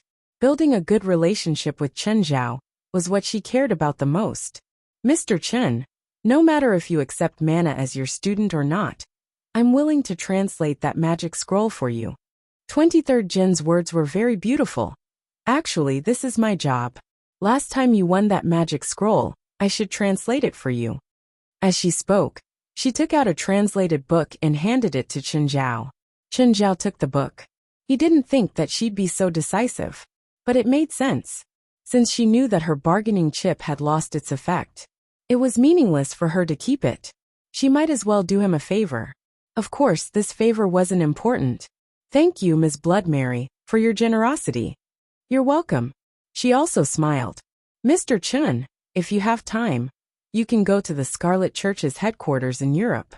It'll be an unparalleled honor for the Scarlet Church. Of course. 23rd generation gracefully left with his granddaughter. It was as if she wasn't angered by Chen Zhao's rejection at all. Of course, this was just on the surface. Chen Zhao didn't know if she was angry or not. However, the people of the 23rd generation were experienced. She definitely wouldn't start a feud with Chen Zhao because of this.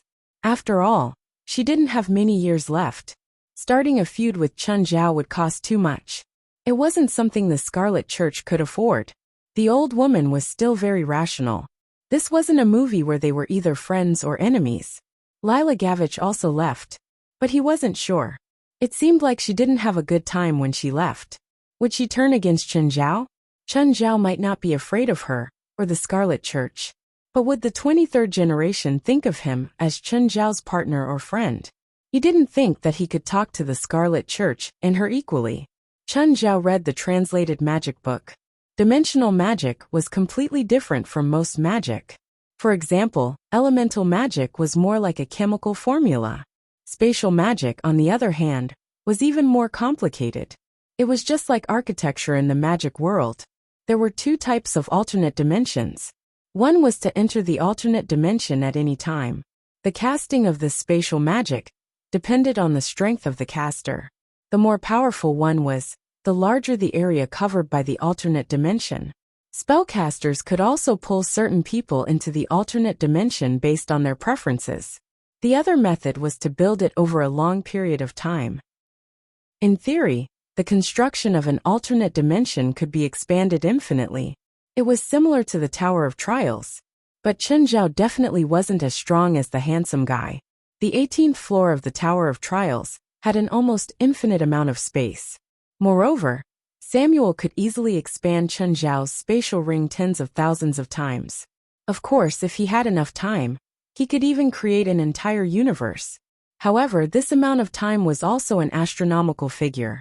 Chen Zhao tried to build his own alternate dimension, according to the method on the magic scroll. This alternate dimension completely belonged to Chen Zhao. Unless Chen Zhao allowed it, or went through the passage he had prepared, no one could enter. Otherwise, no one could enter. But the alternate dimension couldn't be taken away. It would stay wherever it was built. From a certain perspective, The alternate dimension was similar to Chen Zhao's spatial ring. But the spatial ring could be carried everywhere, while the alternate dimension Chen Zhao built couldn't. Speaking of which, the alternate dimension was similar to space crevices. However, Blackie was born with the ability to open space crevices. This was a talent of his race. Moreover, the space crevices Blackie opened were filled with the aura of death. The alternate dimension construction spell that Chen Zhao was learning didn't have any attributes.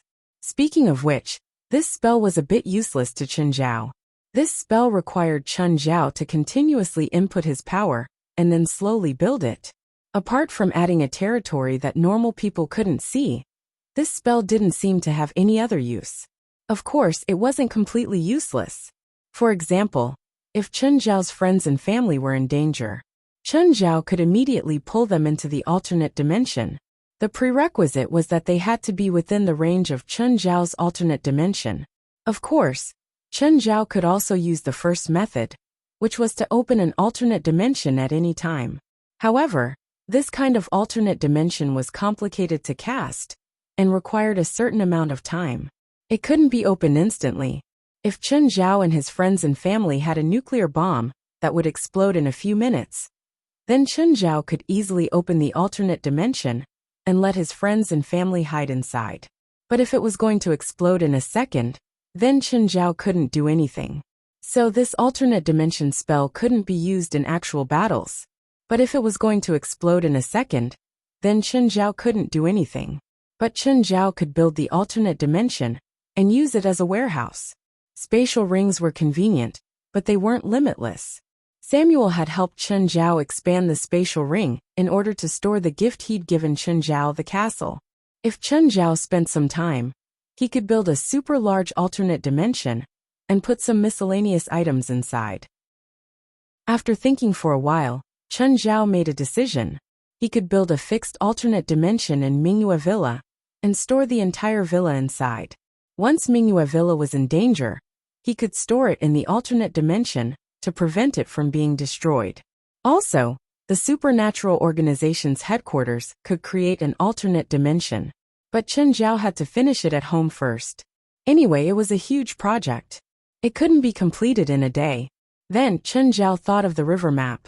But the river map was much more advanced than the alternate dimension and the Tower of Trials. Not only did the river map involve space, but it also involved time. Chen Zhao had come into contact with many spatial spells. However, Chen Zhao had never seen or heard of a spell that involved time magic. There were some pseudo-time spells, such as West's Slow Field. It was a pseudo-time spell, but West's Slow Field didn't actually work on time. It worked on objects. If West could really control time, then Chen Zhao wouldn't be the strongest person in the organization. It should be West. Chapter 1603. The construction should be an alternate dimension. It sounded cool. It was supposed to be a new world. Actually, it wasn't like that at all. As long as there was enough power, magic or immortal power would have the same effect. Of course, immortal power contained more energy, so it would be faster to build an alternate dimension. There was no such thing as making rules, and there was no such thing as creation. It was like throwing a bucket into a lake, and then pouring the water into one's own swimming pool. The lake here referred to nothingness. Nothingness was boundless, as vast as the universe. During the construction process, Chen Zhao had to leave behind some secret doors. These doors could let the spiritual qi of the world enter the alternate dimension and maintain its stability. If there were no secret doors, Chen Zhao would have to maintain the alternate dimension with his own power. Chen Zhao didn't have that much power to maintain an alternate dimension all the time. Secret doors could also let people enter the alternate dimension unknowingly. But as long as he hid the secret doors intentionally, he could almost prevent people from entering the alternate dimension. The secret door could be hidden anywhere, even underground. Unless it was in existence at the level of the handsome young man, it was impossible for anyone to break into the alternate space under normal circumstances. Of course, Chen Zhao also prepared a secret door dozens of meters in the air. This could let air enter the alternate dimension too. Chen Zhao didn't want to create a world without air. What he wanted was an alternate dimension that could at least satisfy basic survival needs. Or rather, it was a temporary shelter. Chen Zhao used an hour to create a space that was more than 100 square meters. It had to be said that it was a long and tedious task. With Chen Zhao's abilities, he would even need endless time to create a world the size of Earth, let alone a universe. 23rd Gen and Mana Bloody Mary got out of the car. Just then a Chinese woman walked up to them. "Ms. Bloody Mary, can I have 10 minutes of your time?" Li Mu looked at the old woman. To be honest, she was still in disbelief when she found out about 23rd Gen. After all, he was a person who had lived for 149 years. Even in today's technologically advanced era, it was still unimaginable. "Sorry," 23rd Gen said calmly. "I don't like talking to strangers. If you have any requests, please tell my assistant." With her status, too many people wanted to get close to her. Too many people wanted to get close to her. If the opponent was at Chen Zhao's level, 23rd Gen was more than happy to communicate with him. As for the others, the 23rd generation wasn't interested at all. "Ms. Blood Mary, I'm here to communicate with you on behalf of the United States Anti-Terrorism Security Department, Mr. Mansari. If I want to communicate, I will only communicate with your president, not a security minister. Madam Blood Mary, I'm not here to discuss politics with you. I'm here to discuss the supernatural world," Li Mu said quickly. Actually, the Anti-Terrorism Security Department has also formed a supernatural team. "Oh, is there anything you can teach me?" 23rd Gen turned his head slightly and looked at Li Mu indifferently. "Or do you think that my activities in the United States will affect your supernatural safety?" "No, of course that's not what I meant. In fact, it's our minister who wants to cooperate and communicate with the Scarlet Church." "Exchange? How? Does your team have the right to communicate with the Scarlet Church?" Then Lady Blood Mary, "What qualifications do you think we need to communicate with you and the Scarlet Church?" "Complete 3 of my missions. As long as you can complete 3 missions, I will give you a chance."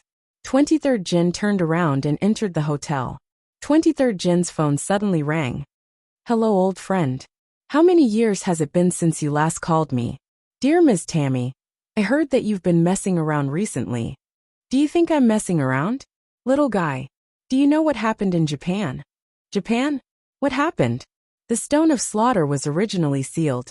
Although there have been some changes in recent years, the Stone of Slaughter won't break the seal immediately. However, because of your missions, many spiritualists went to the sealed area. In the end, they couldn't repair the seal. Instead, they were poisoned by the miasma of the Stone of Slaughter. Their souls were also devoured by the Stone of Slaughter. Now the crack in the seal has expanded 10 times. The area where the sealed area is located has already been covered by the miasma. Now the seal is really in danger of being broken. What? 23rd Gen was shocked. Now, the Japanese Supernatural General Council is staying in our Dragon Tiger Mountain Palace. They won't leave. They want me to go to Japan. Li Mu looked at 23rd Gen's back with a bitter smile. Since he had already said so much, she couldn't pester the 23rd generation anymore. When she was talking to 23rd Gen just now, she had to be very careful. She didn't dare to offend him or neglect him. Otherwise, it might turn into a diplomatic incident. She and her boss Mansari couldn't bear the responsibility. Neither of them could bear this kind of responsibility. "Hey boss, how is it? What's the lady's answer?"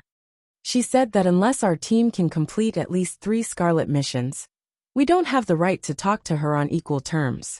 Can you evaluate whether our team can complete 3 Scarlet missions? "Boss, it's still too difficult for those people to complete the Scarlet missions. You're in charge of selecting and see if there are any missions that can be completed," Mansari said. "Our team has been established for a while now. They've been performing the missions well. Now it's time for them to face the real test." "Boss, I'm afraid that's too difficult." Li Mu's expression was serious. She had been in contact with some of the members of the newly formed team and recruited them into the team. It wasn't that the team was weak, but Li Mu felt that it was still lacking something. It was still too difficult for them to carry out the Scarlet missions at this time. Those people are all arrogant. If they really have the ability to complete the Scarlet missions, Then I'll allow them to be arrogant and rude. If they can't even complete the Scarlet missions, then it'll give me a chance to reorganize the team. Alright then. I'll talk to Vestana. Li Mu and Vestana were Mansari's right-hand men. Vestana was the person in charge of the team, and she reported directly to Mansari. Chapter 1604. Boss is too impatient. Vestana smiled bitterly. Many people in the team have potential, but it's not time for them to face the real test yet. Vestana wasn't a spiritualist, but she was in charge of the team.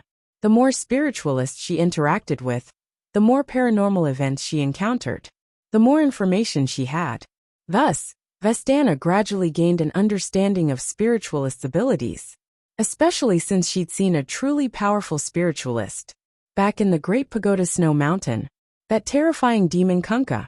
And that man even scarier than Kunkka. For Vestana, the experience was too deep for her to bear. Now the team she was in charge of, the purpose of their existence was to replace the supernatural organization led by Chun Zhao. The best way to replace the supernatural organization was to defeat them. But Vestana knew that it was impossible. Mansari also knew that it was impossible. So Mansari made a new request. She didn't need to defeat Chun Zhao and the supernatural organization led by him. At least she had to be able to solve most missions. In fact, North America was a region with low supernatural events. The chances of supernatural events happening here weren't high either. Most of the incidents were ordinary supernatural incidents. For example, Kunkka's unsealing on the Great Pagoda Snow Mountain might not happen once in 100 years. So she basically didn't need to worry about those super major events. Then, in the vast majority of paranormal incidents, Vestana's team could solve them before the supernatural organization.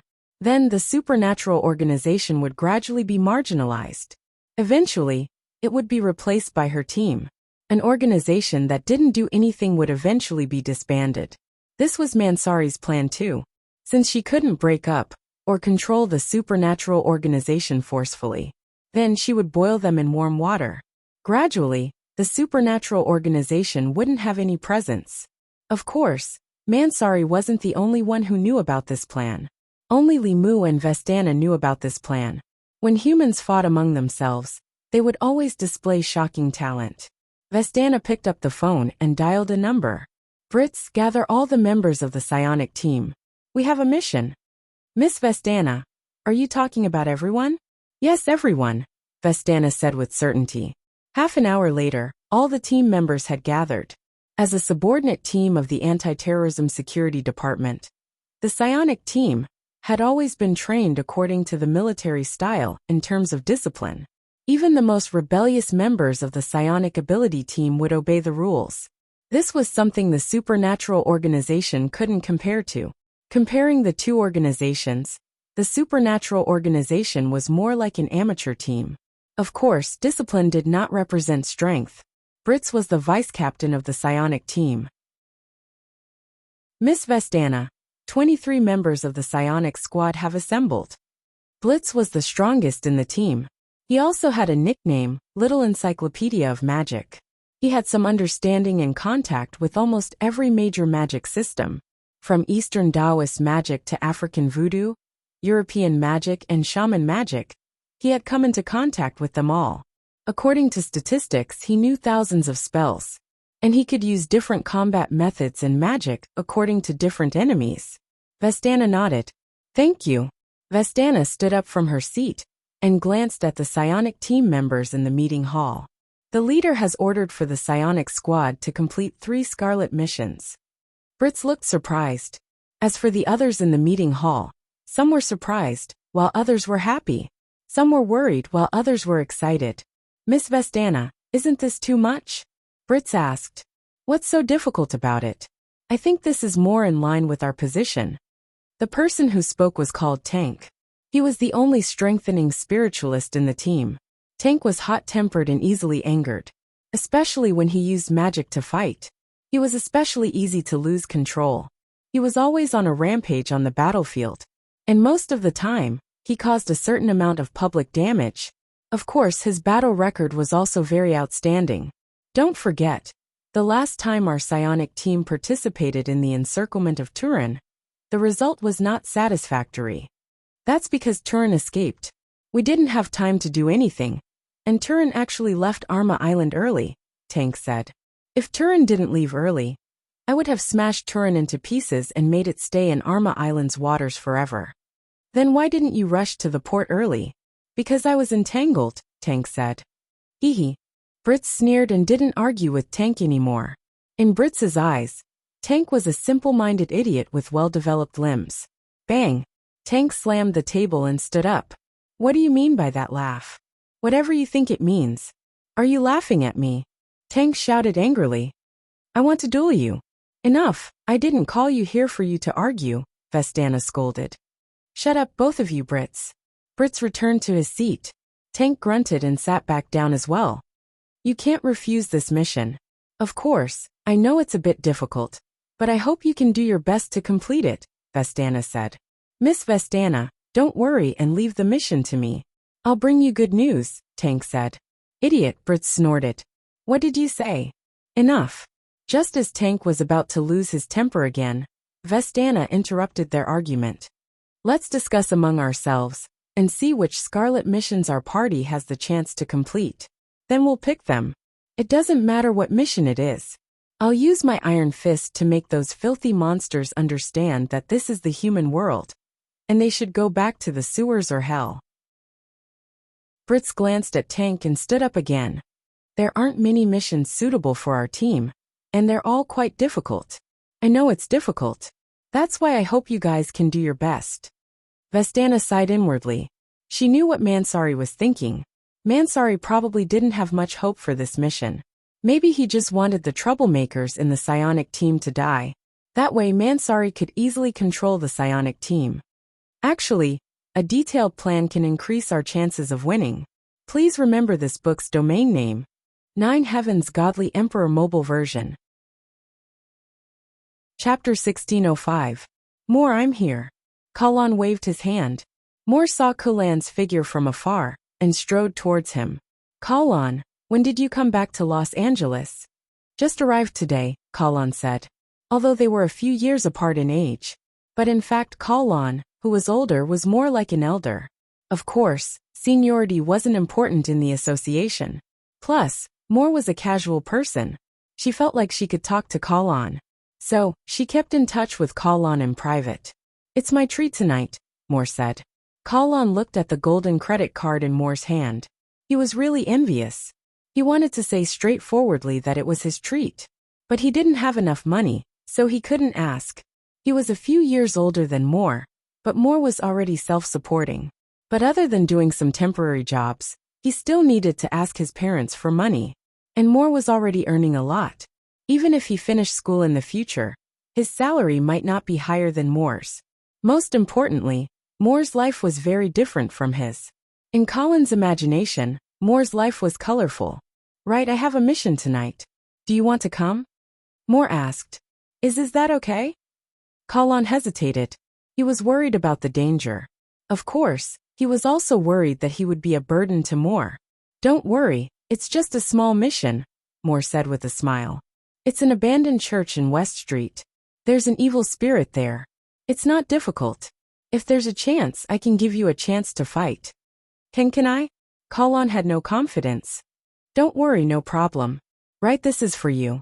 Moore tossed a dagger to Colin. Colin took the dagger and looked at it. Huh, my dad seems to have one too. This is made of dragon bone, but your dad's is a refined magic tool. Yours is only engraved with some inscriptions. It's many times weaker. I see. Colin curled his lips, a bit disappointed. Don't mind it.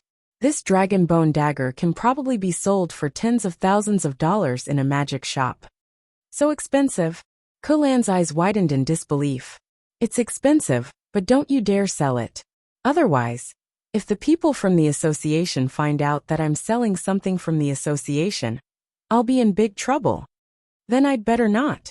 I don't want to hurt you. Kulan was a very loyal person. When he heard that Amor would be punished for this, he was worried about this and that. It's fine, as long as you don't sell it for money. Of course, You're not allowed to use the dragon venomous dagger against ordinary people. The damage the dragon bone dagger does to ordinary people will be easily recognized. Oh, I know. Are you sure it's okay? It's fine. Our association has a lot of things to do with the dragon bone dagger. We can even use it as a consumable item. Then why don't you sell it? Of course it's to maintain the market price. Emoer said matter-of-factly. If something is overflowing in the market, do you think the price will be high? A refined dragon bone dagger is worth hundreds of thousands of dollars. Isn't that more profitable than the ordinary dragon bone dagger in your hand? Can't we sell both at the same time? Kulan said. However, Moore shook his head and said, if we sell both at the same time, then everyone will only buy the normal version. Then, we can find an alchemist to craft the refined version of the dragon bone dagger. This is definitely cheaper than buying the refined version. To put it bluntly, the association needed to maintain the high price of the dragon bone dagger to protect its own interests.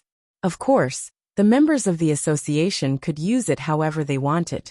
After all, there were plenty of dragon bones in the association. But they couldn't harm the association's interests. No organization would allow a traitor to betray their own people. That was why Emoer warned Kulan. Emoer brought Kulan to an abandoned church. There weren't many people living in this area. Standing in front of the church, Kulan felt the desolation and eerie aura of the church. The church should be God's sanctuary, right? Why did it become like this? Something bad must have happened here, causing the Holy Spirits to abandon this place. No longer shrouded in holy light, it became even more impure than other places, Emoer said. In the end, this place became the nest of the impure. Emoer, didn't you say this was just a normal mission to exorcise evil spirits? Yeah, it's very normal. No matter how I look at it, the evil spirits that live here don't look like ordinary evil spirits. The evil spirits here are actually a priest who accidentally flipped through the demonic scriptures. Then they summoned evil spirits from hell and ate all the nuns in the church. Hearing this, Kulan couldn't help but shudder. What are you afraid of? I don't need you to face them head-on. Just stand beside me. As Emoer spoke, he created a clone and entered the abandoned church. After Emoer's clone entered the church, he saw all kinds of strange phenomena. Every time before these evil spirits attacked, they would use illusions to harass them. However, these illusions were effective against ordinary people, but not against spiritualists. Moreover, it was Emoer's clone in front of him. So, in the end he still had to fight fair and square. This sinister spirit priest had a ferocious face. Under his black robe were the sad faces of the nuns. They wailed in unison. When ordinary people heard this sound, they would either go crazy or break down. Emoer's clone held the dragon bone dagger and stabbed the sinister spirit priest. If it was an ordinary evil spirit, the dragon bone dagger would have shattered his soul on the spot. However, the sinister spirit priest in front of him just flew back. The soul of a nun was thrown out and dissipated. It was Emoer's first time fighting such an opponent. This sinister spirit priest used the nun's soul as a substitute. Emoer didn't have any scruples. He could free the nun's soul by doing this. After losing a nun's soul, the sinister spirit priest immediately opened his mouth. Like a black hole, he began to suck in large mouthfuls of air.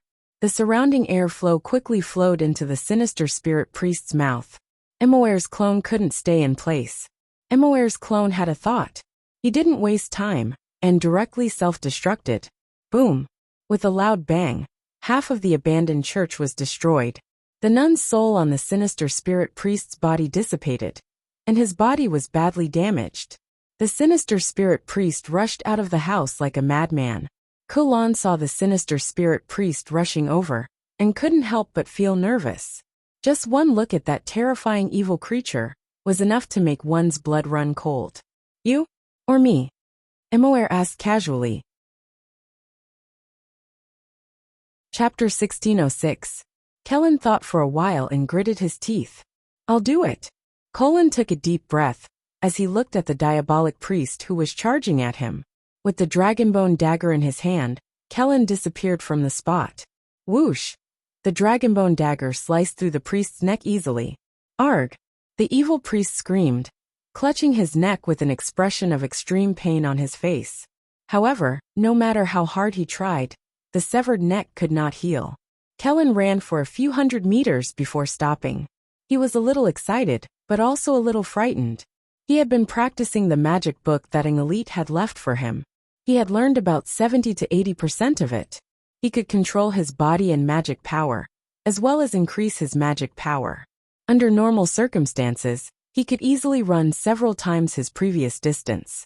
However, in that instant, he had unleashed all his magic power and stamina. In a very short time, he had reached an astonishing speed. However, this also caused him to be exhausted after running a few hundred meters.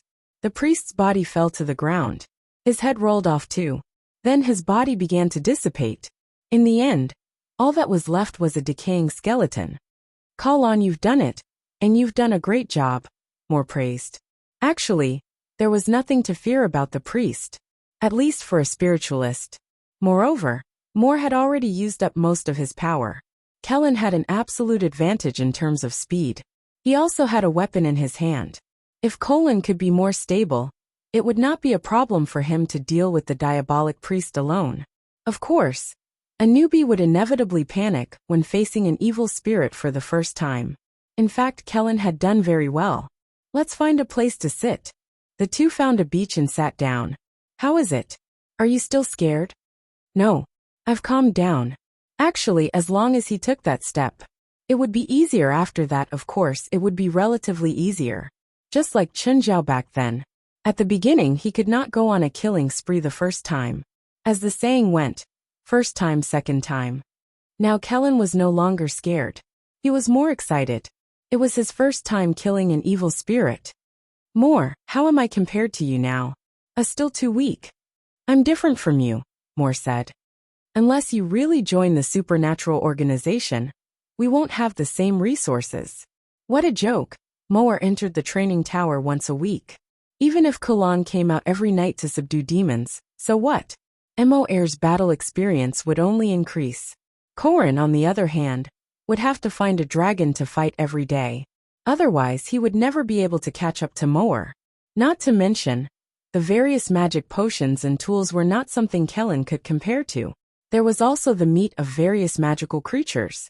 The meat of some magical creatures wouldn't have much of an effect if it was only used once or twice. However, if it was consumed over a long period of time, the effects would be extraordinary. Take Aduz for example. He was an ordinary person among ordinary people, and he was so old. Aduz had eaten too much meat from magical creatures. He didn't have to rely on any equipment to see the evil spirits. Aduz said he was a normal person, and he already had some abilities that normal people didn't have. As for saying that he was not an ordinary person, he did not have magic power. To be precise, Aduz still had 1 point of mana points. Not to mention the combat power of the association. What resources? Moore shook his head. "You're not from the association. I can't tell you." "Alright then." Kalon was already used to this. In the past 2 or 3 days, he often called an elite. An elite always used this to brush him off. He did not know if an elite did not want to tell him, or if the association really had rules. But Kellen already felt that the supernatural organization was an organization with extremely strict rules. That night, Kellen and Moore asked for magic again and sparred occasionally. However, Moore did not want to waste the night with Kellen. After midnight, he left Kellen and slipped away. Kellen continued to practice on the beach. Maul had left behind a message that Kalon remembered in his heart. That was to practice diligently. In the association, from the president to the ordinary members, everyone practiced magic when they had nothing to do, or they studied their battle techniques. Kellen felt that he wanted to defeat his father. In that case, hard training was indispensable. "Mr. Chen, are you planning to rebuild the original villa, or do you need to design a new building?" Felwood asked. "Redesign. I hope that the design will be sturdier this time. Even if there's a hurricane like last time, it will be unscathed. The project budget is $20 million. "Okay, I understand." Felwood was overjoyed. He had thought that this project was just a favor, and that it would be enough to charge Chen Zhao some cost. He did not expect Chen Zhao to give him another big project budget. Although $20 million was not Chen Zhao's biggest project budget, it was still very big. But for Felwood Cisco, it was already very big. You know where Mirror Lake is. Go measure it yourself and send me the design. Okay, Mr. Chen. What style do you want? Same old modern style, Chen Zhao said. Oh, open a semi-enclosed field in the forest. What's the specific function of the field? Felwood asked. A place for training and shooting, Chen Zhao said. Many of my friends are members of the shooting club. Okay, I'll hire an architect to design the field too, Felwood said. Okay, that's all for now. Oh, I remember.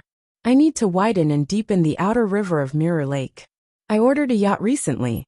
Right now, the depth and width of the outer river are not suitable for super yachts. Also, I need a dock. I don't want it to be like the old Mirror Lake, where the yacht could only stay in the middle of the lake. Yes, I understand. That's all for now, Chen Zhao said. Okay. If Mr. Chen has any other requests, you can contact me anytime. After hanging up, Chen Zhao suddenly stopped in his tracks. He turned his head and looked behind him on the sidewalk.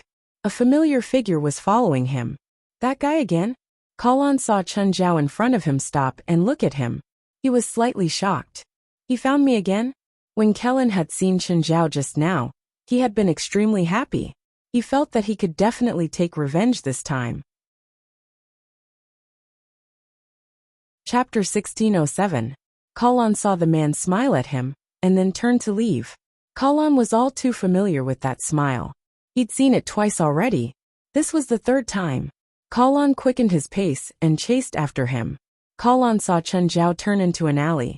Kalon followed at once. But as soon as he turned the corner, a punch greeted him. Wah! Kalon clutched his stomach and fell to the ground. You're so despicable. Chen Zhao glanced at Kalon. Who has time to waste with you? You always come to provoke me. I'm already merciful enough not to cripple you. With that, Chen Zhao swaggered away. Kalon was filled with grief and indignation. He'd thought that now that he'd improved greatly, he could definitely take revenge on Chen Zhao. So when he saw Chen Zhao again, he was overjoyed. But in the end, he'd been tricked. He hadn't even used his ultimate move and was tricked. Kalon was furious. He was clearly stronger, but why couldn't he beat Chen Zhao? Chen Zhao didn't care about Kalon's frustration. He'd come to Alex's law firm to take a look. Alex had moved her law firm to Los Angeles. Chen Zhao made a few calls and confirmed the address. Then he walked around the area. Finally, he found Alex's law firm. Chen Zhao entered Alex's office. It's really hard to find here. Chen Zhao looked at Alex's office. It wasn't very big, but it was in a good location. This area was a financial district, surrounded by tall buildings. But after Alex moved in, it seemed to be the same as before and hadn't been renovated. Why don't you renovate? Your law firm is a famous one in San Francisco. Now that you're in Los Angeles, it'll affect your firm's reputation. If you can pay me more, I'll be happy to renovate, Alex said unconcerned. I have to pay your law firm at least $5 million a year. And you're telling me you don't have the money to renovate. It's not a one-off payment. Plus, the real profit of $5 million is less than $2 million. Alex pretended to be poor before Chen Zhao. But Chen Zhao didn't believe a single word. If you are really short of money, I can lend it to you. Chen Zhao would never say something like, I'm sponsoring you. With Alex's personality, even if it was just a polite greeting, she would take advantage of it. No need. If you really want to help me, then sponsor me. As expected, Chen Zhao rolled his eyes. Shall we go out for lunch? Let's go to your restaurant. I heard that it's really expensive. Alex looked at him brightly. Even if he couldn't scam Chen Zhao out of money, he could at least scam him out of a meal. Fine. Chen Zhao shrugged. Seriously, do you really need money? Do you know how much a year's rent for this 1,000 square meter floor is? I'm starting to regret listening to you and moving the business to Los Angeles. Chen Zhao was stunned. Then he remembered. Alex moved her law firm to Los Angeles. Then her old contacts, clients, and business in San Francisco would be gone. Apart from the business he had given her, she was basically penniless in Los Angeles. All her connections, clients, and business had to start all over again. Chen Zhao wrote a check and handed it to Alex. I'm borrowing it.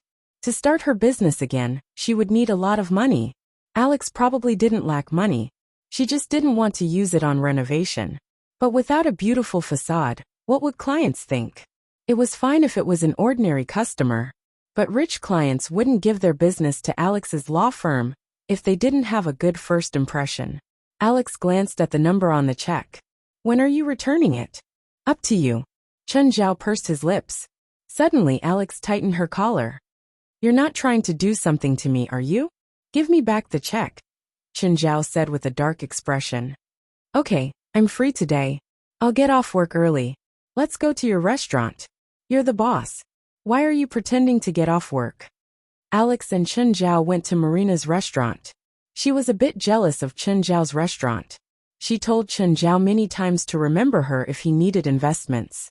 Marina's business was really good. It was noon, and the restaurant was almost full.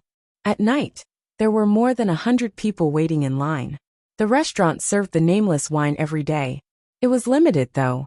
Ever since Chen Zhao got all the shares of Marina's restaurant, he provided the nameless wine and some special ingredients to Marina's restaurant.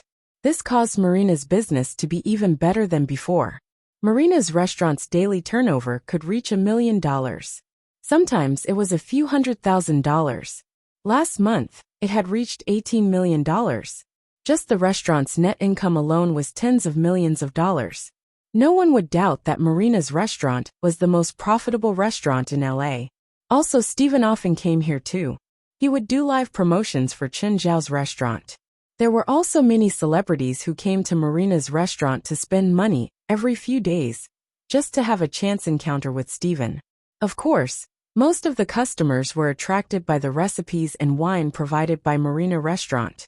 To be honest, Marina's restaurant's income was comparable to a mid-sized company. The two of them sat by the window. Alex didn't know how to save money for Chen Zhao at all.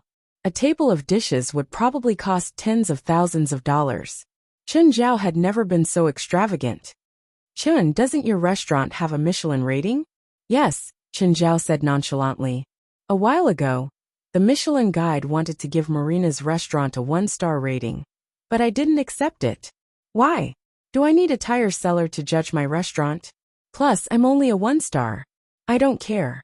The Michelin guide never gives a new restaurant a 3-star rating. It's always upgraded 1 star at a time. That's why I don't need it, Chen Zhao said calmly.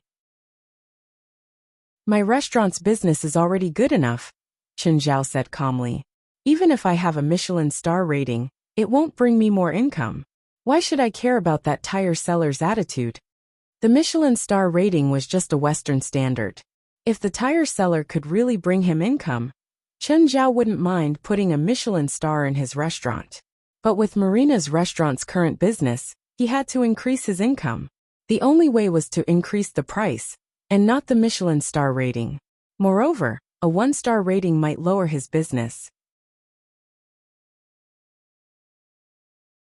Chapter 1608. Alex and Chen Zhao walked out of the restaurant. Speaking of which, do you want an IOU? Alex glanced at Chen Zhao. If it's just a check, I have 10,000 ways to go back on my word. The money on the check is Jerlin's dowry. Can you bear to take it? Shameless. Alex glared at Chen Zhao. She was Chen Zhao's and the brewery's legal advisor. She'd clearly seen the brewery's accounts and Chen Zhao's bank account details. She knew very well how much Chen Zhao earned each month. The money he'd lent her was only 1/20th of his monthly income. She knew too well how much Chen Zhao could earn. Even most of the world's top 500 might not be more profitable than Chen Zhao. Even Chen Zhao's net worth was just below the top 500. But Chen Zhao's net worth was real. Many of the world's tycoons built their wealth by piling up their stocks. When the stocks of their companies performed well in the stock market, their net worth would be high. If their stocks performed poorly in the stock market, their net worth would be low. It was common for billions of yuan to evaporate at the drop of a hat. But Chen Zhao was different. His income was like a money printing machine. Unless the dollar depreciated, Chen Zhao wouldn't lose money at all. Alex even encouraged Chen Zhao to list their beer brand, so that she could earn a fortune in the stock market. But she knew that Chen Zhao wouldn't agree. For Chen Zhao, If Beer went on the market, then his virtual net worth would skyrocket, perhaps by several times. But in the long run, Chen Zhao would suffer a huge loss. Why did those rich people who made a fortune in the stock market and property market like to invest in real estate? Because real estate represented stable value. Chen Zhao held absolute shares of Beer. It was a super high-quality fixed asset. The people who sold it were also people who had actual benefits with Chen Zhao. If he listed it, he could indeed earn a fortune. But he would lose the stable long-term dividends. If there was a financial crisis or a stock market crash, it wouldn't affect Chen Zhao. This was the greatest value of real estate.